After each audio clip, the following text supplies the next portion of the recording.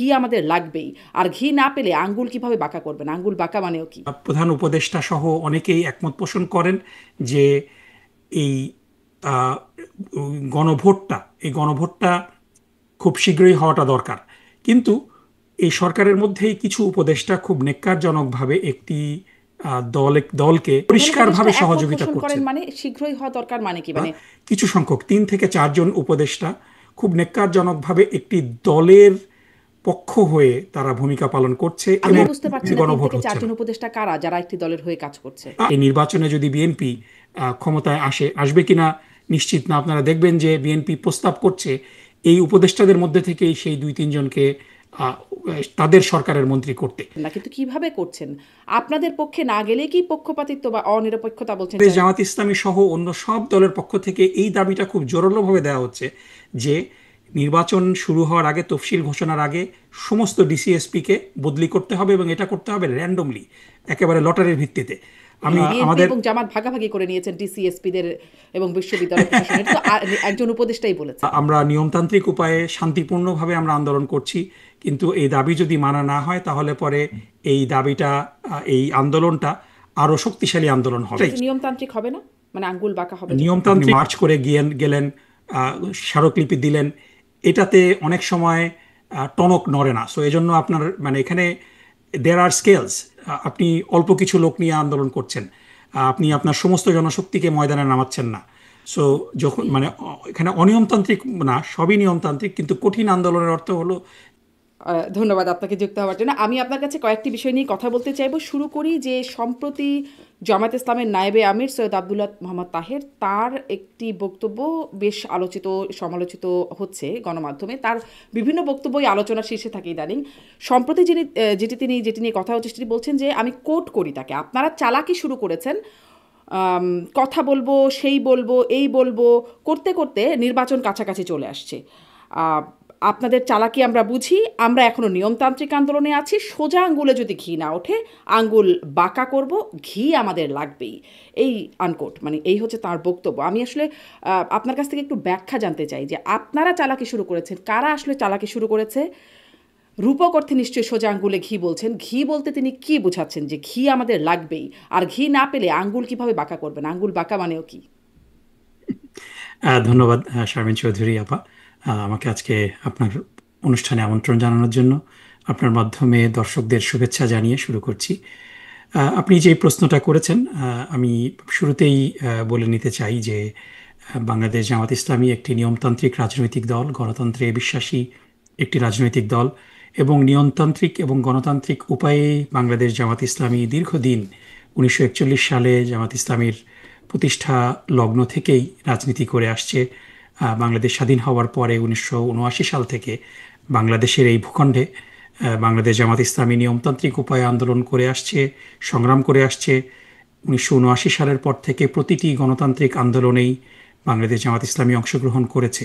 1990 সালে স্বৈরাচার এরশাদ বিরোধী যে আন্দোলন হয়েছে, যেটা 87 সালে শুরু হয়েছিল, এবং বাংলাদেশ জামাত ইসলামীর তৎকালীন 10 জন সংসদ সদস্যের সংসদ থেকে পদত্যাগের মাধ্যমেই সে আন্দোলন কিন্তু সূচিত হয়েছিল। দীর্ঘদিন আন্দোলনের পরে স্বৈরাচার এরশাদ সরকারের পতন হয়েছে। এরপরে কেয়ারটেকার সরকার ব্যবস্থার দাবিতে 1900 মোটামুটি 93, 94, 95 সাল পুরাটাই বাংলাদেশ জামাত ইসলামী কেয়ারটেকার সরকারের বহালের জন্য আন্দোলন করেছে, এবং সর্বশেষ 96 সালে সেটা সংবিধানে সংযুক্ত হয়েছে। এর বাইরেও শেখ হাসিনার নেতৃত্বে তদানীন্তন যে সরকার ছিল 1996 থেকে 2001 সাল পর্যন্ত, সেই সরকারের অগণতান্ত্রিক অবস্থা এবং বিভিন্ন দাবি দাওয়াতেও যে বাংলাদেশ জামাত ইসলামী শরিক ছিল। এবং সর্বশেষ আমরা যদি দেখি যে ফ্যাসিবাদ বিরোধী আন্দোলন দীর্ঘ 15 বছর, 2008 সাল থেকে শুরু করে 2024 সাল পর্যন্ত, সেই সংগ্রামেও বাংলাদেশ জামাত ইসলামী নিয়মতান্ত্রিক পদ্ধতিতে অংশগ্রহণ করেছে। এখন যেটা আমাদের সামনে, খুব শীঘ্রই একটা সুষ্ঠু এবং নিরপেক্ষ নির্বাচন অনুষ্ঠিত হতে যাচ্ছে। আমরা আশা করছি ফেব্রুয়ারি মাসে সেই নির্বাচনটি অনুষ্ঠিত হবে। কিন্তু সেই নির্বাচন শুধু নামকাওয়াস্তে নির্বাচনের জন্য নির্বাচন হলে তো সেটা গ্রহণযোগ্য হবে না। নির্বাচনের কিছু পূর্বশর্ত রয়েছে। লেভেল প্লেইং ফিল্ড অত্যন্ত জরুরি।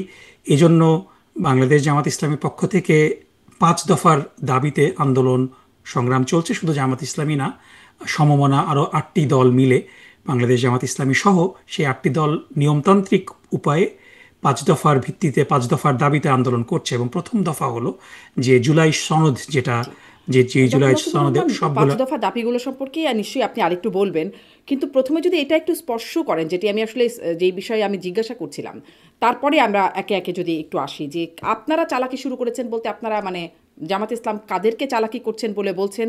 আপনিও নিয়মতান্ত্রিক আন্দোলনের কথা বলছিলেন।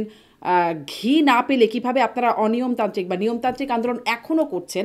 আঙ্গুল বাঁকা করা মানেটা কি সেটা একটু যদি আগে বুঝিয়ে বলেন, জি জি, তারপরে অবশ্যই আমি সেদিকেই মানে যাচ্ছিলাম। আরো তো আছে। জি জি। হুম, আমি সেদিকেই যাচ্ছিলাম। সো এই যে দাবি, পাঁচ পাঁচ দফা দাবি, 5 দফা দাবি নিয়ে যদি আমরা পরে আলোচনা করি, আলোচনা পরে করব। আমরা দেখছি যে জুলাই সনদ, যেটাতে অধিকাংশ রাজনৈতিক দল, 6টি রাজনৈতিক দল বাদে এনসিপি সহ বামপন্থী কিছু রাজনৈতিক দল সেই জুলাই সনদে স্বাক্ষর করেনি। অধিকাংশ রাজনৈতিক দলই স্বাক্ষর করেছে। এবং মেক নো মিস্টেক, যে জুলাই সনদটা সবার পছন্দ মতো হবে এটা না। 4টি বিষয়ে Bangladesh Jamaat Islami note of dissent দিয়েছে, বিএনপি সম্ভবত 16টি বিষয়ে নোট অফ ডিসেন্ট দিয়েছে। সো সবাই সব বিষয়ে একমত হবে সেটা না, কিন্তু মোটা দাগে জুলাই সনদের জুলাই সনদ একটা মোটামুটি সব দলগুলা কাছাকাছি জায়গায়, খুব বেশি ডিফারেন্স অফ ওপিনিয়ন নাই, এরকম একটা জায়গায় এসেছে। কিন্তু বিষয়টা হলো যে এই জুলাই সনদ যদি গণভোটের মাধ্যমে আইনি ভিত্তি না পায়, তাহলে পরে এই জুলাই সনদ শুধুমাত্র একটা কাগজি দলিল ছাড়া কিছুই হবে না। এবং এই জুলাই সনদের ভিত্তিতেই ফেব্রুয়ারি মাসে নির্বাচন হওয়াটা জরুরি। এবং এই বিষয়ে প্রধান উপদেষ্টা সহ অনেকেই একমত পোষণ করেন যে এই আহ, গণভোটটা খুব শীঘ্রই হওয়াটা দরকার। কিন্তু এই সরকারের মধ্যেই কিছু উপদেষ্টা খুব নেক্কারজনকভাবে একটি দলকে প্রধান খুব উপদেষ্টা সহ একমত খুব মানে প্রধান উপদেষ্টা পরিষ্কারভাবে একমত সহযোগিতা পোষণ করেন করছেন। মানে শীঘ্রই হওয়া দরকার মানে কি? মানে শীঘ্রই বলতে কি বোঝাচ্ছেন আপনি, যে প্রধান উপদেষ্টাও একমত পোষণ করেন যাতে? প্রধান উপদেষ্টার সাথে বাংলাদেশ জামাত ইসলামীর যে কয়বার আলোচনা হয়েছে এবং অন্যান্য দলের যে আলোচনা হয়েছে, নীতিগতভাবে সরকার মনে করে যে এই জুলাই সনদের আইনি ভিত্তিটা জরুরি নির্বাচনের জন্য। কিন্তু সরকারের মধ্যে থেকেই কয়েকজন উপদেষ্টা, এবং আমি উপদেষ্টাদের নাম তাদের প্রতি সম্মান রেখেই মেনশন করছি না, বাট বাংলাদেশের জনগণ বুঝতে পারছে যে কারা তারা। কিছু সংখ্যক 3 থেকে 4 জন উপদেষ্টা খুব নেক্কারজনকভাবে একটি দলের পক্ষ হয়ে তারা ভূমিকা পালন করছে, এবং তাদের কারণেই না এই আসলে কিন্তু বুঝতে পারছি না, আমি নির্বাচনের বুঝতে পারছি না তিন গণভোট থেকে হচ্ছে না। চারজন উপদেষ্টা কারা যারা একটি দলের হয়ে কাজ করছে আমি আমি আমি ন্যাক্কারজনকভাবে। আমি তাদের নাম বলছি না। তাদের প্রতি শ্রদ্ধা রেখে আমি আশা করব যে তারা তাদের নিরপেক্ষ ভূমিকা পালন করবেন। এবং মানে this is a warning for them. এবং বাংলাদেশের অধিকাংশ জনগণ বুঝতে পারছে যে এই 4জন ব্যক্তি কারা। এবং এই 4জন ব্যক্তিদের মধ্যে আপনারা দেখবেন, যদি পরবর্তীতে সরকার গঠিত হয় এবং এই নির্বাচনে যদি বিএনপি ক্ষমতায় আসবে কিনা নিশ্চিত না, আপনারা দেখবেন যে বিএনপি প্রস্তাব করছে এই উপদেষ্টাদের মধ্যে থেকেই সেই 2-3 জনকে আহ, তাদের সরকারের মন্ত্রী করতে। আমি তাদের নাম নিতে চাচ্ছি না, কিন্তু বিষয়টা হয়েছে এখানে যে কিছু উপদেষ্টা বাড়াবাড়ি রকম অনিরপেক্ষতা তাদের ভূমিকার মাধ্যমে প্রকাশ করছেন। এ কারণেই নিয়মতান্ত্রিক আন্দোলন অর্থ এই না। সব একটা যে কথা বলা হয় যে সরলতাকে দুর্বলতা ভাববেন না, বাংলাদেশ জামাত ইসলামী নিয়মতান্ত্রিকভাবে আন্দোলন করছে তার অর্থ এই না যে অনিরপেক্ষ এবং অযৌক্তিক একটা সিদ্ধান্ত বাংলাদেশের জনগণের উপরে চাপিয়ে দেওয়া হবে এবং বাংলাদেশের জনগণ জামাত মানে ইসলামী সহ। অনিরপেক্ষ বা যদি বলি পক্ষপাতিত্ব করছেন, তারা আসলে কারা আপনি বলছেন না, কিন্তু কিভাবে করছেন? আপনাদের পক্ষে না গেলে কি পক্ষপাতিত্ব বা অনিরপেক্ষতা বলছেন যাকে আপনি? এটা এটা ঠিক না, কিন্তু বিষয়টা হলো যে তাদের অনিরপেক্ষতার বিভিন্ন বিভিন্ন প্রমাণাদি যেমন? রয়েছে। যেমন আপনি যদি দেখেন যে একেবারে শুরুতেই যদি আমরা বলি যে আহ, আপনার এই গণভোটটাই একটা বড় বিষয়। যে সরকারের অধিকাংশ সদস্য একমত পোষণ করার পরও যেই কারণে আহ, আপনার গণভোটটা নির্বাচনের আগে হচ্ছে না, এটা তাদের একটা অনিরপেক্ষতার প্রমাণ। আর একটা বড় বিষয় যেটা, এবং 5 দফার মধ্যে বাংলাদেশ জামাত ইসলামীর এটা একটা বড় দাবি, যে লেভেল প্লেইং ফিল্ড, যে প্রশাসনে যে ডিসি এবং এসপি যারা বিভিন্ন জায়গায় আছে, তাদের মধ্যে অনেকেই সেই জায়গাগুলোতে দীর্ঘদিন ধরে আছে। এবং আপনারা দেখেছেন যে ইতিপূর্বে বাংলাদেশে যে নিরপেক্ষ নির্বাচনগুলো হয়েছে 1991 সালে, 96 সালে এবং 2001 সালে, এই 3টা নির্বাচনই মোটামুটি সার্বজন স্বীকৃত নিরপেক্ষ নির্বাচন। এবং এই নির্বাচনের সবচেয়ে বড় এলিমেন্ট যেটা ছিল, যে যেদিন কেয়ারটেকার সরকার ক্ষমতা গ্রহণ করেছেন, তারা প্রশাসনকে একেবারে ঢেলে সাজিয়েছেন, রদবদল করেছেন। কারণ ডিসি এবং এসপি তাদের কিন্তু একটা ভূমিকা থাকে নির্বাচনে। এবং বাংলাদেশ জামাত ইসলামী সহ অন্য সব দলের পক্ষ থেকে এই দাবিটা খুব জোরালোভাবে দেওয়া হচ্ছে যে নির্বাচন শুরু হওয়ার আগে, তফসিল ঘোষণার আগে সমস্ত ডিসিএসপিকে বদলি করতে হবে, এবং এটা করতে হবে র্যান্ডমলি, একেবারে লটারির ভিত্তিতে। আমি চট্টগ্রাম ডিসি কিংবা খুলনার ডিসি যে আছেন তাকে সেই জায়গায় রাখবো, কিংবা আমি যাকে পছন্দ করি যে আমাকে অমুক এলাকায় হেল্প করতে পারবে তার ব্যাপারে আমরা তদবির করব, এটা করতে দেওয়া হবে না। সো এই লেভেল প্লেইং ফিল্ড এবং এই প্রশাসনের রদবদলটাকেও কিছু কিছু উপদেষ্টা খুব নেক্কারজনকভাবে এ ব্যাপারে রোড ব্লক তৈরি করছেন, এটাও আর একটা বড় বিষয়। সো এই এই জিনিসগুলো যদি চলতে এটা থাকে তো আপনারা নাকি তাহলে তো ভাগাভাগি করে নিরপেক্ষ নিয়েছেন, নির্বাচন আপনারা সম্ভব এবং হবে না। এবং এবং বিএনপি আমাদের এবং জামাত ভাগাভাগি করে নিয়েছেন ডিসিএসপিদের এবং বিশ্ববিদ্যালয় প্রশাসনের। এটা তো একজন উপদেষ্টাই বলেছেন এবং না, চোখের এখন সামনে এটা হয়েছে, তার উপদেষ্টার চোখের সামনে। এটা উপদেষ্টার ব্যক্তিগত মতামত। কিছু ডিসিএসপিদের তো ডেফিনেটলি, আপনি যদি দেখেন যে বাংলাদেশের যারা যারা এই বিসিএস প্রশাসনে যারা আছেন, তারা সবাই একটা না একটা সময় বিভিন্ন বিশ্ববিদ্যালয়ের ছাত্র ছিলেন, ছাত্রী ছিলেন। তাদের অবশ্যই ছাত্র জীবনে তাদের একটা রাজনৈতিক ব্যাকগ্রাউন্ড আছে, কিন্তু এবং এবং বিভিন্ন তারা ছাত্র জীবনে ইসলামী ছাত্র শিবির কিংবা জাতীয়তাবাদী ছাত্র দলের সদস্য হয়ে থাকতে পারে, এটা কোনো দোষ না। কিন্তু তারা যখন তাদের দায়িত্ব পালন করবেন, সেখানে তারা সততা এবং নিরপেক্ষতার সাথে দায়িত্ব পালন করছেন কিনা, এটা খুব গুরুত্বপূর্ণ কিন্তু বিষয়। ছাত্রলীগ যদি এবং আমরা দীর্ঘ ছাত্র 1 বছর জীবনে ধরে থাকে, দেখেছি যে এটার ব্যত্যয় ঘটেছে অনেক হ্যাঁ, জায়গাতে। যদি মানে ছাত্র শিবির বা জাতীয়তাবাদী ছাত্র দলের মানে ছাত্র দল যদি করে তাহলে দোষের না, কিন্তু যদি শিক্ষা জীবনে ছাত্রলীগ করে থাকে তাহলে তাদের দোষের হবে। না, এখানে আর একটা বিষয় যেটা আপনাকে মানে সব এই বিষয়গুলো এক পাল্লায় মাপা যাবে না। কারণ বিগত 15 বছরে এই সরকারি নিয়োগটাকে একেবারে দলীয়করণ করা হয়েছে। এবং যাদের স্পেশালি আমরা দেখেছিলাম যে আপনি যদি মানে কোন জেলা ভিত্তিক অধিকাংশ চাকুরিজীবী, পুলিশে স্পেশালি আপনারা যদি দেখেন, খুব খুব নেক্কারজনকভাবে আপনারা দেখবেন যে গোপালগঞ্জ এবং কিশোরগঞ্জের প্রাধান্য, যে কিশোরগঞ্জ থেকে আপনার প্রেসিডেন্ট এবং সাবেক প্রেসিডেন্ট দুজনই কিশোরগঞ্জের মানুষ ছিলেন।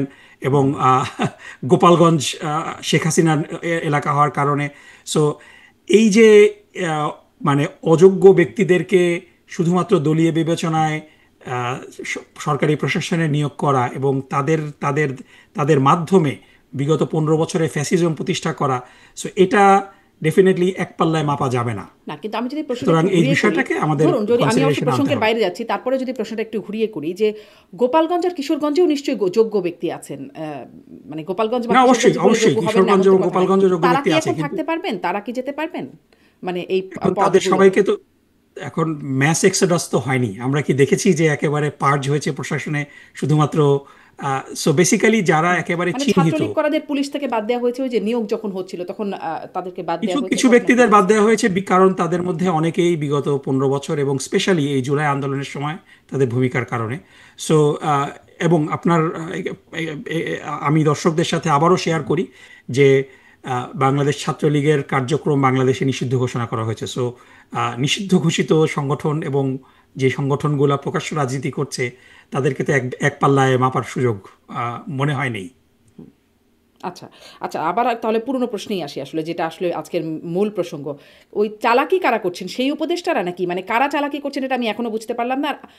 জি জি, ঘিটা চালাকি কি, তারাই ঘি করছেন, কি, সেই ঘি কি উপদেষ্টারাই লাগবে, চালাকি মানে করছেন। ঘি আমাদের লাগবেই, সেই ঘি জিনিসটা কি আসলে রূপ করতে বলছেন? আর সেই আঙ্গুল বাটা, এগেন জি। মানে এখানে এখানে লিটারালি সবকিছু নিলে তো মুশকিল, কারণ এজন্যই রাজনৈতিক আমি নেতারা রূপকর্থে, আমি বুঝতেই পারছি রূপকর্থে হয়েছে, আপনারা না, কি মিন রাজনৈতিক করেছেন? নেতারা যখন বক্তব্য রাখেন সেই বক্তব্যে তারা উপমা ব্যবহার করেন। সো এখানে মূল বিষয়টা হলো যে দাবি আদায় করা, এবং সেই দাবিটা হলো যে 5 দফা দাবির কথা বারবার বাংলাদেশ জামাত ইসলামী বলে আসছে। সেই দাবিগুলো আদায় করার জন্য আমরা নিয়মতান্ত্রিক উপায়ে শান্তিপূর্ণভাবে আমরা আন্দোলন করছি। কিন্তু এই দাবি যদি মানা না হয় তাহলে পরে এই দাবিটা এই আন্দোলনটা আরো শক্তিশালী আন্দোলন হবে। সো এটাই সেটি নিয়মতান্ত্রিক হবে না, মানে আঙ্গুল বাঁকা হবে যখন? নিয়মতান্ত্রিক। নিয়মতান্ত্রিক মানেই যে সবসময় যে আপনার নিয়মতান্ত্রিক এবং অনিয়মতান্ত্রিক এই বিষয়টা সবগুলাই নিয়মতান্ত্রিক। আমরা যদি বিভিন্ন আন্দোলনগুলার আহ, আহ, ইতিহাস দেখি, আপনার সিম্পল শান্তিপূর্ণ আন্দোলনে আপনি মার্চ করে গেলেন, আহ, স্মারকলিপি দিলেন, এটাতে অনেক সময় টনক নড়ে না। সো এই জন্য আপনার মানে এখানে দেয়ার আর স্কেলস। আপনি অল্প কিছু লোক নিয়ে আন্দোলন করছেন, আপনি আপনার সমস্ত জনশক্তিকে ময়দানে নামাচ্ছেন না। সো যখন মানে এখানে অনিয়মতান্ত্রিক না, সবই নিয়মতান্ত্রিক, কিন্তু কঠিন আন্দোলনের অর্থ হলো যে আপনি লক্ষ লক্ষ লোককে নিয়ে আপনি আহ, যমুনা ঘেরাও করতে যাবেন। সো সেটা কঠিনতম আন্দোলন, এবং এটার অর্থ এই যে আপনার দাবি আদায়ের জন্য আপনি স্টিল নিয়মতান্ত্রিকভাবেই কাজ করবেন, কিন্তু আপনি ইন্টেন্সিটিটা বাড়িয়ে দেবেন। জি, সেটা কি আপনারা 11 তারিখে সেরকম কিছুই করবেন? মানে আমরা দেখছি যে না, 11 তারিখে তো মিয়া গোলাম বিক্ষোভের পরোয়ার বলছেন যে আয়োজন। ঢাকার চিত্র বদলে দেবেন, মানে 5 দফা দাবি এই যদি না মানা হয় তাহলে। না, অবশ্যই বাংলাদেশ জামাত ইসলামী তো ইজ কেপেবল। ঢাকা শহরে লক্ষ লক্ষ লোকের সমাগম করানো তো বাংলাদেশ জামাত ইসলামীর জন্য খুব কঠিন বিষয় না। লেটস ওয়েট অ্যান্ড সি কি আচ্ছা হয়। আচ্ছা, তার মানে এরকম একটা আভাস আছে যে লক্ষ লক্ষ লোক সমাগম হতে পারে 11 তারিখে, কারণ 11 তারিখে উল্লেখ করে বলছেন যে যদি দাবি আদায় না হয়, 5 দফা দাবি মানা না হয়, তাহলে ঢাকার চিত্র বদলে দেবেন। না, ডেফিনেটলি আপনার 11 লক্ষ আপনার বাংলাদেশ, আপনি যদি দেখেন যে বিগত দিনগুলোতে গত 4-5 দিনে বাংলাদেশ জামাত ইসলামীর যে সমস্ত প্রার্থী ঢাকা শহরে নির্বাচন করছেন, তারা কিন্তু ব্যাপক শোডাউন করেছেন। সো ওই জনশক্তিগুলাই যদি, যারা শোডাউন করছেন, তাদেরকে যদি আপনি এক জায়গায় আনেন, তখন সেখানে তো লক্ষাধিকের জি, উপরেই লোক হয়ে মানে যাবে। আপনাদের সো এটা সক্ষমতা আছে, সেটি সেটি আপনি বলছেন। হ্যাঁ, তার মানে ওরকম কিছু একটা আশা বা আশঙ্কা করতে পারে লেটস ঢাকাবাসী। Let's wait and see, let's not জি, পুল দ্য ট্রিগার মানে বিফোর ওই it let's wait and see বলতে হ্যাপেন্স। 11 তারিখের কথা তো বলেই দিচ্ছেন মিয়া গোলাম পরোয়ার এখন। এবং এই 11 তারিখের মধ্যে 5 দফা দাবি যে মানা যাবে না, সেটি অনেকটা বোঝাও যায় যে 5 দফা অনেক কিছু আছে, সেই এত কিছু মানবে কিভাবে 11 তারিখের মধ্যে? না, এখানে একটু বলে নেই যে 5 দফা দাবির, আপনি একটা রাজনৈতিক দল হিসাবে আপনি তো দাবি করতেই পারেন অনেক কিছু। এখন আপনার 5 দফা দাবির সবগুলা দাবি মানা হবে, এবং না মানলে আমরা নির্বাচন করব না, কিংবা না মানলে আমরা কোনো কথাই শুনবো না, বিষয়টা এরকম না। আপনি 5টা দাবি করেছেন, 5টা দাবির মধ্যে তো এবং 5টা দাবির মধ্যে সবগুলো দাবি যে বাংলাদেশ জামাত ইসলামী মনে করে যৌক্তিক। এখন সরকার যদি এই দাবিগুলোর মধ্যে সবগুলাকেই অযৌক্তিক বলে, fine, they have to say that. এখানে চালাকি করার কোনো সুযোগ নেই।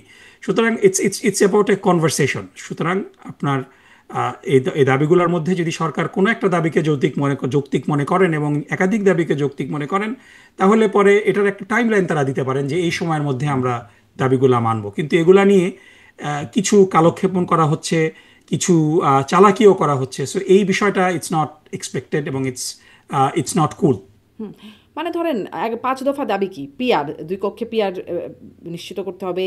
আপনারা বলছেন লেভেল প্লেইং ফিল্ড, বিচার, এই বিষয়ে দৃশ্যমান বিচার হতে হবে, এবং জাতীয় পার্টি সহ 14 দল তাদের কর্মসূচি বা কার্যকলাপ নিষিদ্ধ করতে হবে। এগুলো সব 11 তারিখের মধ্যে, মানে এগুলো কিভাবে 11 তারিখের মধ্যে করবে না, সরকার? না, এখন এটা বিষয়টা হলো যে প্রথম দফা দাবি যেটা, মানে 5 দফা দাবির মধ্যে 1 নম্বর দাবিটা হলো জুলাই সনদের ভিত্তিতে আগামী ফেব্রুয়ারিতে নির্বাচনের আয়োজন করা, এবং এই জুলাই সনদের ভিত্তিতে নির্বাচন আয়োজন, এবং এই দাবির সাথে বাংলাদেশের অধিকাংশ জনগণ একমত পোষণ করে। সো এই জুলাই সনদের ভিত্তিতে জাতীয় নির্বাচন করার জন্যই তো আপনাকে গণভোটটা নির্বাচনের আগে করতে হবে, তা না হলে আপনি কিসের ভিত্তিতে নির্বাচন করবেন? সুতরাং এই বিষয়টার ব্যাপারে একটা সিদ্ধান্ত সরকারের পক্ষ থেকে তো আসতেই পারে। আর বাকি 2 নম্বর যে দাবি, সেটা হলো উভয় কক্ষে পিআর। এর মধ্যে অলরেডি হাফ অ্যাচিভড। দ্বিতীয় দফার যেই অর্ধেক অংশ, উচ্চকক্ষে পিআর অলরেডি জুলাই সনদের মধ্যে অন্তর্ভুক্ত হয়েছে। নিম্নকক্ষে পিআর হয়তো এই নির্বাচনে হবে না, কিন্তু just because something is not gonna happen, আপনি তো you can not give up your passion, দাবি তো জানাতেই পারে। 3 নম্বরটা খুবই গুরুত্বপূর্ণ, সেটা হলো অবাধ এবং সুষ্ঠু গ্রহণযোগ্য নির্বাচনের লক্ষ্যে লেভেল প্লেইং ফিল্ড নিশ্চিত করা, এবং এটা নিশ্চিত করার একটা বড় উপায় হলো যে সমস্ত প্রশাসন ডিসিএসপিকে শাফল করা এবং এটা র্যান্ডম লটারির ভিত্তিতে নিয়োগ করা, কেউ যেন চুজ করে কোনো এলাকায় ডিসিএসপি নিয়োগ না দিতে পারে। 4 নম্বর হলো যে ফ্যাসিস্ট সরকারের সকল জুলুম, নির্যাতন, গণহত্যা ও দুর্নীতির দৃশ্যমান বিচার করা। এবং 5 নম্বর দাবি হলো যে স্বৈরাচারের দোসর যারা ছিল জাতীয় পার্টি সহ 14 দল তাদের কার্যক্রম নিষিদ্ধ করা। সো আপনার 5টা দাবির সবগুলা দাবি একদিনে পূরণ হবে সেটা না, কিন্তু প্রথম দফাটা দ্যাট ইজ ভেরি ইম্পর্টেন্ট। এবং এই প্রথম দফা দাবিটার ব্যাপারে একটা টাইম লাইন, কারণ ফেব্রুয়ারি ঘনিয়ে আসছে, আমাদের নির্বাচনের 100 দিনেরও কম সময় আছে, এবং ফেব্রুয়ারিতে নির্বাচন জামাত ইসলামীর একটা বড় দাবি। কিন্তু সেই নির্বাচনই তো আপনি কোনো আইনি ভিত্তিতে করতে পারবেন না যদি আপনার একটা গণভোট, সেটা জুলাই সনদের বৈধতার জন্য একটা যদি আইনি ভিত্তির জন্য গণভোটটা যদি না হয়। হোয়াট ইফ, আমি হাইপোথেটিক্যালি বলছি যে আপনি বিএনপি যে প্রস্তাব করছে যে আপনি একই দিনে গণভোট এবং জাতীয় নির্বাচন করবেন, এটার অনেকগুলো লজিস্টিক্যাল সমস্যা আছে। সেটা হলো যে মানুষ শুধু মার্কাতে ভোট দিয়ে চলে আসবে, সেকেন্ড পেজ হয়তো অনেকে খেয়ালই করবে না। সো এটার সাথে মানুষ ইউজ টু না। কিন্তু সবচেয়ে বড় সমস্যা হলো যে হোয়াট ইফ সেই গণভোটে না জয়যুক্ত হয়, তাহলে তো নির্বাচনটাই একটা প্রশ্নবিদ্ধ নির্বাচন হয়ে যাবে, কারণ সেই নির্বাচনের কোনো আইনি ভিত্তি থাকবে না। সুতরাং কেন এই নির্বাচনই কেন আইনি প্রশ্নবিদ্ধ ভিত্তিটা, হবে? গণভোটে না হলে নির্বাচনই কেন প্রশ্নবিদ্ধ হবে? কারণ নির্বাচন কিসের ভিত্তিতে নির্বাচন হচ্ছে?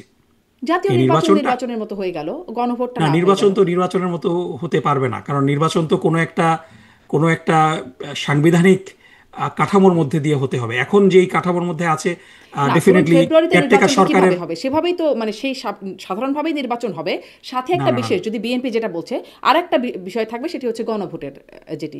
কিন্তু নির্বাচনটা কিসের ভিত্তিতে হচ্ছে? কারণ বাংলাদেশে ট্রেডিশনাল কনস্টিটিউশনাল যেই চেঞ্জ অফ গভর্নমেন্ট আছে, সেখান থেকে তো আমরা একটা ব্রেক নিয়েছি। বাংলাদেশে অন্তর্বর্তী সংবিধানে বর্তমানে অন্তর্বর্তীকালীন সরকার বলে কোনো কিছু নাই। ডেফিনেটলি হাইকোর্টের একটা রায়ের মাধ্যমে তত্ত্বাবধায়ক সরকার পুনর্বহাল হয়েছে, কিন্তু তত্ত্বাবধায়ক সরকারের মেয়াদ তো 90 দিন।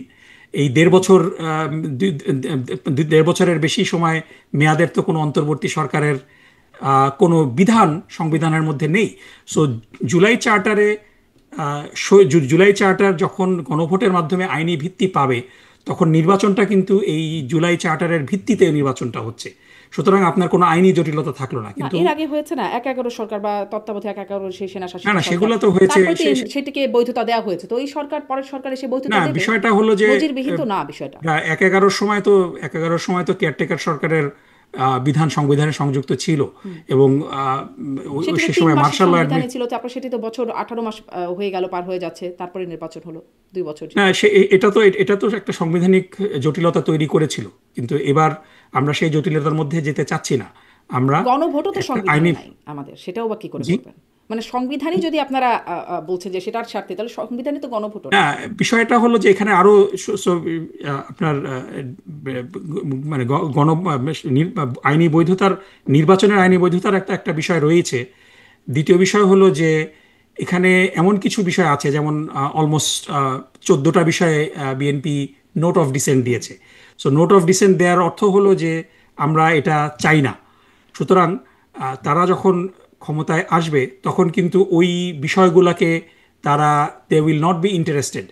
এর আগেও আমাদের যদি অভিজ্ঞতাগুলো আমরা দেখি, যে 1990 সালে স্বৈরাচার বিরোধী আন্দোলনের পরে 3 জোটের রূপরেখার কথা আপনার মনে আছে। সেই 3 জোটের রূপরেখাতে কেয়ারটেকার সরকার অন্তর্ভুক্তি একটা বড় দাবি ছিল, বিচার বিভাগিক পৃথকীকরণের একটা দাবি ছিল, সাথে সাথে যে বিশেষ ক্ষমতা আইন বাতিলের একটা দাবি ছিল, যেটার কারণে যে কোনো ব্যক্তিকে হ্যারাস করা যায়। আজ পর্যন্ত কিন্তু সেই বিচার বিভাগ পৃথকীকরণ হয়নি। সেই বিশেষ নিরাপত্তা আইন কিন্তু এখনো বাতিল হয়নি, বহাল তবিয়তে আছে। এবং আপনি জানেন যে কেয়ারটেকার সরকারের আন্দোলনের জন্য সেই আঙ্গুল কিন্তু বাঁকা করা লেগেছে। সোজা আঙ্গুলে কিন্তু কেয়ারটেকার সরকারের দাবিও কিন্তু পালন সংবিধানে অন্তর্ভুক্ত করা যায়নি। সেই একটা মানে একটা কি বলা যায়, যে একটা একটা অনিয়মতান্ত্রিক একটা নির্বাচন হলো। সেই নির্বাচন খুব অল্পস্থায়ী হলো। সেই নির্বাচনের মাধ্যমে ভ্যালিডেট করে কেয়ারটেকার সরকারের দাবি বাস্তবায়িত হয়েছিল। প্রশ্নটা সো আমার ছিল এই যে যে বিষয়গুলো, গণভোটের সো সাথে, মানে এটা জাতীয় একটা নির্বাচনের রাজনৈতিক বৈধতা দল কিভাবে যখন গণভোট ক্ষমতায়, দেবে, এটা আমার প্রশ্ন ছিল। কিন্তু আপনি যখন এই প্রসঙ্গ বলছেন যে কেয়ারটেকারের জন্য আপনাদের আঙ্গুলটা বাঁকা করতে হয়েছিল, কিন্তু তারপর যখন কেয়ারটেকারটা বিতর্কিত হয়ে গেল, সেই যে বিচারপতিদের বয়স বাড়িয়ে দেওয়া হলো, বিচারপতি কে এম হাসান সেটি নিতে অস্বীকার করলেন, তারপরে সংবিধানের সবগুলো বিকল্প, 4টি বিকল্প বাদ রেখে ইয়াজউদ্দিন আহমেদ হয়ে গেলেন প্রধান নির্বাচন কমিশনার। একপাক্ষিক একটা নির্বাচন যখন হতে যাচ্ছিলেন তখন একে একে উপদেষ্টারা পদত্যাগ করছিলেন। তখন সেই সময় বা সেই আন্দোলনে তখন যখন আওয়ামী লীগ আন্দোলন করছিল এটার বিরুদ্ধে কে এম হাসানের মানে বিচারপতিদের বয়স বাড়ানো, কে এম হাসানকে প্রধান বিচারপতি করা, বা ইয়াজউদ্দিন আহমেদ যখন প্রেসিডেন্ট তত্ত্বাবধায়ক সরকার প্রধান হয়ে গেলেন, তখন তো আবার আপনারা আঙ্গুল মানে বাঁকা আঙ্গুলটাকে সোজা করতে চাচ্ছিলেন, অপর পাশে ছিলেন। না, এটা এভাবে সরলীকরণ করাটা মনে হয় ঠিক হবে না। ডেফিনেটলি এটা দুঃখজনক। আপনি যেই প্রেমিসটা বললেন এটা ডেফিনেটলি আমি একেবারে উইদাউট এনি হেজিটেশন আমি বলবো যে ইট ওয়াজ আনফর্চুনেট। বিচারপতিদের বয়স নিয়ে যেই কাজগুলো করা হয়েছে সেই কাজগুলো খুবই দুঃখজনক। ডেফিনেটলি সে সময় বাংলাদেশ জামাত ইসলামী সেই জোটের শরিক ছিল। প্রাইভেটলি বাংলাদেশ জামাত ইসলামী আমি দায়িত্ব নিয়ে বলতে পারি যে বাংলাদেশ জামাত ইসলামী বিষয়টা পছন্দ করেনি, কিন্তু পাবলিকলি তারা কোনো স্টেটমেন্ট দেওয়ার মতো অবস্থায় সে সময় ছিল না। সো এটা হলো একটা বিষয়। এই কারণেই জুলাই সনদটা দরকার, যে স্টেটমেন্ট আপনি না ইচ্ছা দিলেও করলেই। আওয়ামী লীগ যখন আন্দোলন করছিল তাদের সেই মানে না, আমি সেখানে যাচ্ছি। সহিংস আওয়ামী আন্দোলন, লীগের তখন তার আন্দোলনের অপরপক্ষে আপনারা ছিলেন, আপনাদের সাথেই এই না সহিংস। আমরা না, আওয়ামী লীগের আন্দোলন তো এটা কোনো ওখানে আমরা আসছি যে এই মানে আপনার এই বিচারপতির বয়স বাড়ানো এই বিষয়গুলো খুব আনফর্চুনেট এবং এটা করা হয়েছে, এটা এটা হঠকারী বলতে হবে। কিন্তু আওয়ামী লীগ কিন্তু আপনি যদি বলেন যে আওয়ামী লীগের আন্দোলনের প্রেক্ষাপট আপনি জানেন যে 2006 সালের 28শে অক্টোবর সরকারের যেই শেষ দিন ছিল সেখানে একেবারে সাপের মতো মানুষকে যে পিটিয়ে রাস্তার উপরে 28শে অক্টোবর হত্যা করেছিল, সেই মানে ফ্যাসিবাদের সূচনা কিন্তু 28শে অক্টোবর 2006 সালেই। এবং মানে ডেফিনেটলি এই এই এই বিষয়টাকে ওসিলা করে আওয়ামী লীগ 111-এর ক্ষেত্রটাই প্রস্তুত করেছিল with prescription of different foreign government. এটা পরবর্তীতে আমরা দেখেছি যে বিভিন্ন রাজনৈতিক ব্যক্তি যারা আমাদের পার্শ্ববর্তী দেশের প্রেসিডেন্ট ছিলেন তাদের যেই বায়োগ্রাফি সেখানে কিন্তু তারা বলেছেন। সো এটাকে ওইভাবে নিয়মতান্ত্রিক আন্দোলন বলে সরলীকরণ করা হবে না। এবং এখানে আমি আরেকটু বলে রাখি যে সেই সময় যে পুরা জাতির সামনে একটা প্রতারণা করা হয়েছিল দুই মহাসচিবের সংলাপের নামে। আব্দুল জলিল এবং মান্নান ভূঁইয়া দুইজন পুরা জাতির সাথে তামাশা করেছেন তারা, এবং এটা নিয়েও কিন্তু তারা পরবর্তীতে বলেছেন যে তারা আসলে কোনো কথাবার্তাই বলেননি, তারা নিজেরা খোশ গল্প করেছেন, কিন্তু জাতিকে বুঝিয়েছেন যে তারা খুব সিরিয়াস বিষয়ে কথা বলছেন। এবং পরবর্তীতে মান্নান ভূঁইয়া কিন্তু বিএনপিকেও ওন করেনি, বিএনপি থেকে পদত্যাগ করে তিনি অন্য একটা রাজনৈতিক দল করেছেন।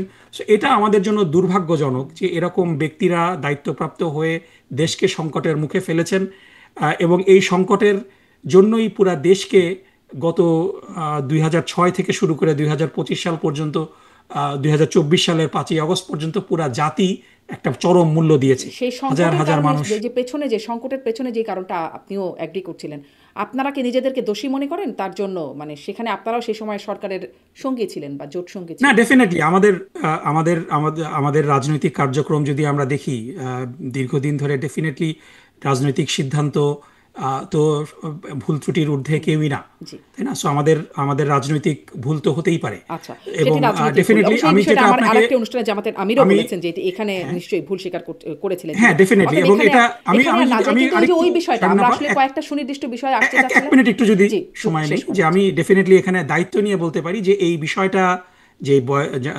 বিচারপতিদের বয়স নিয়ে বয়স বাড়ানোর ব্যাপারে বাংলাদেশ জামাত ইসলামীর পক্ষ থেকে বিএনপির বেগম খালেদা জিয়ার কাছে এই ব্যাপারে বারবার পরামর্শ দেওয়া হয়েছিল যে it will B A problem.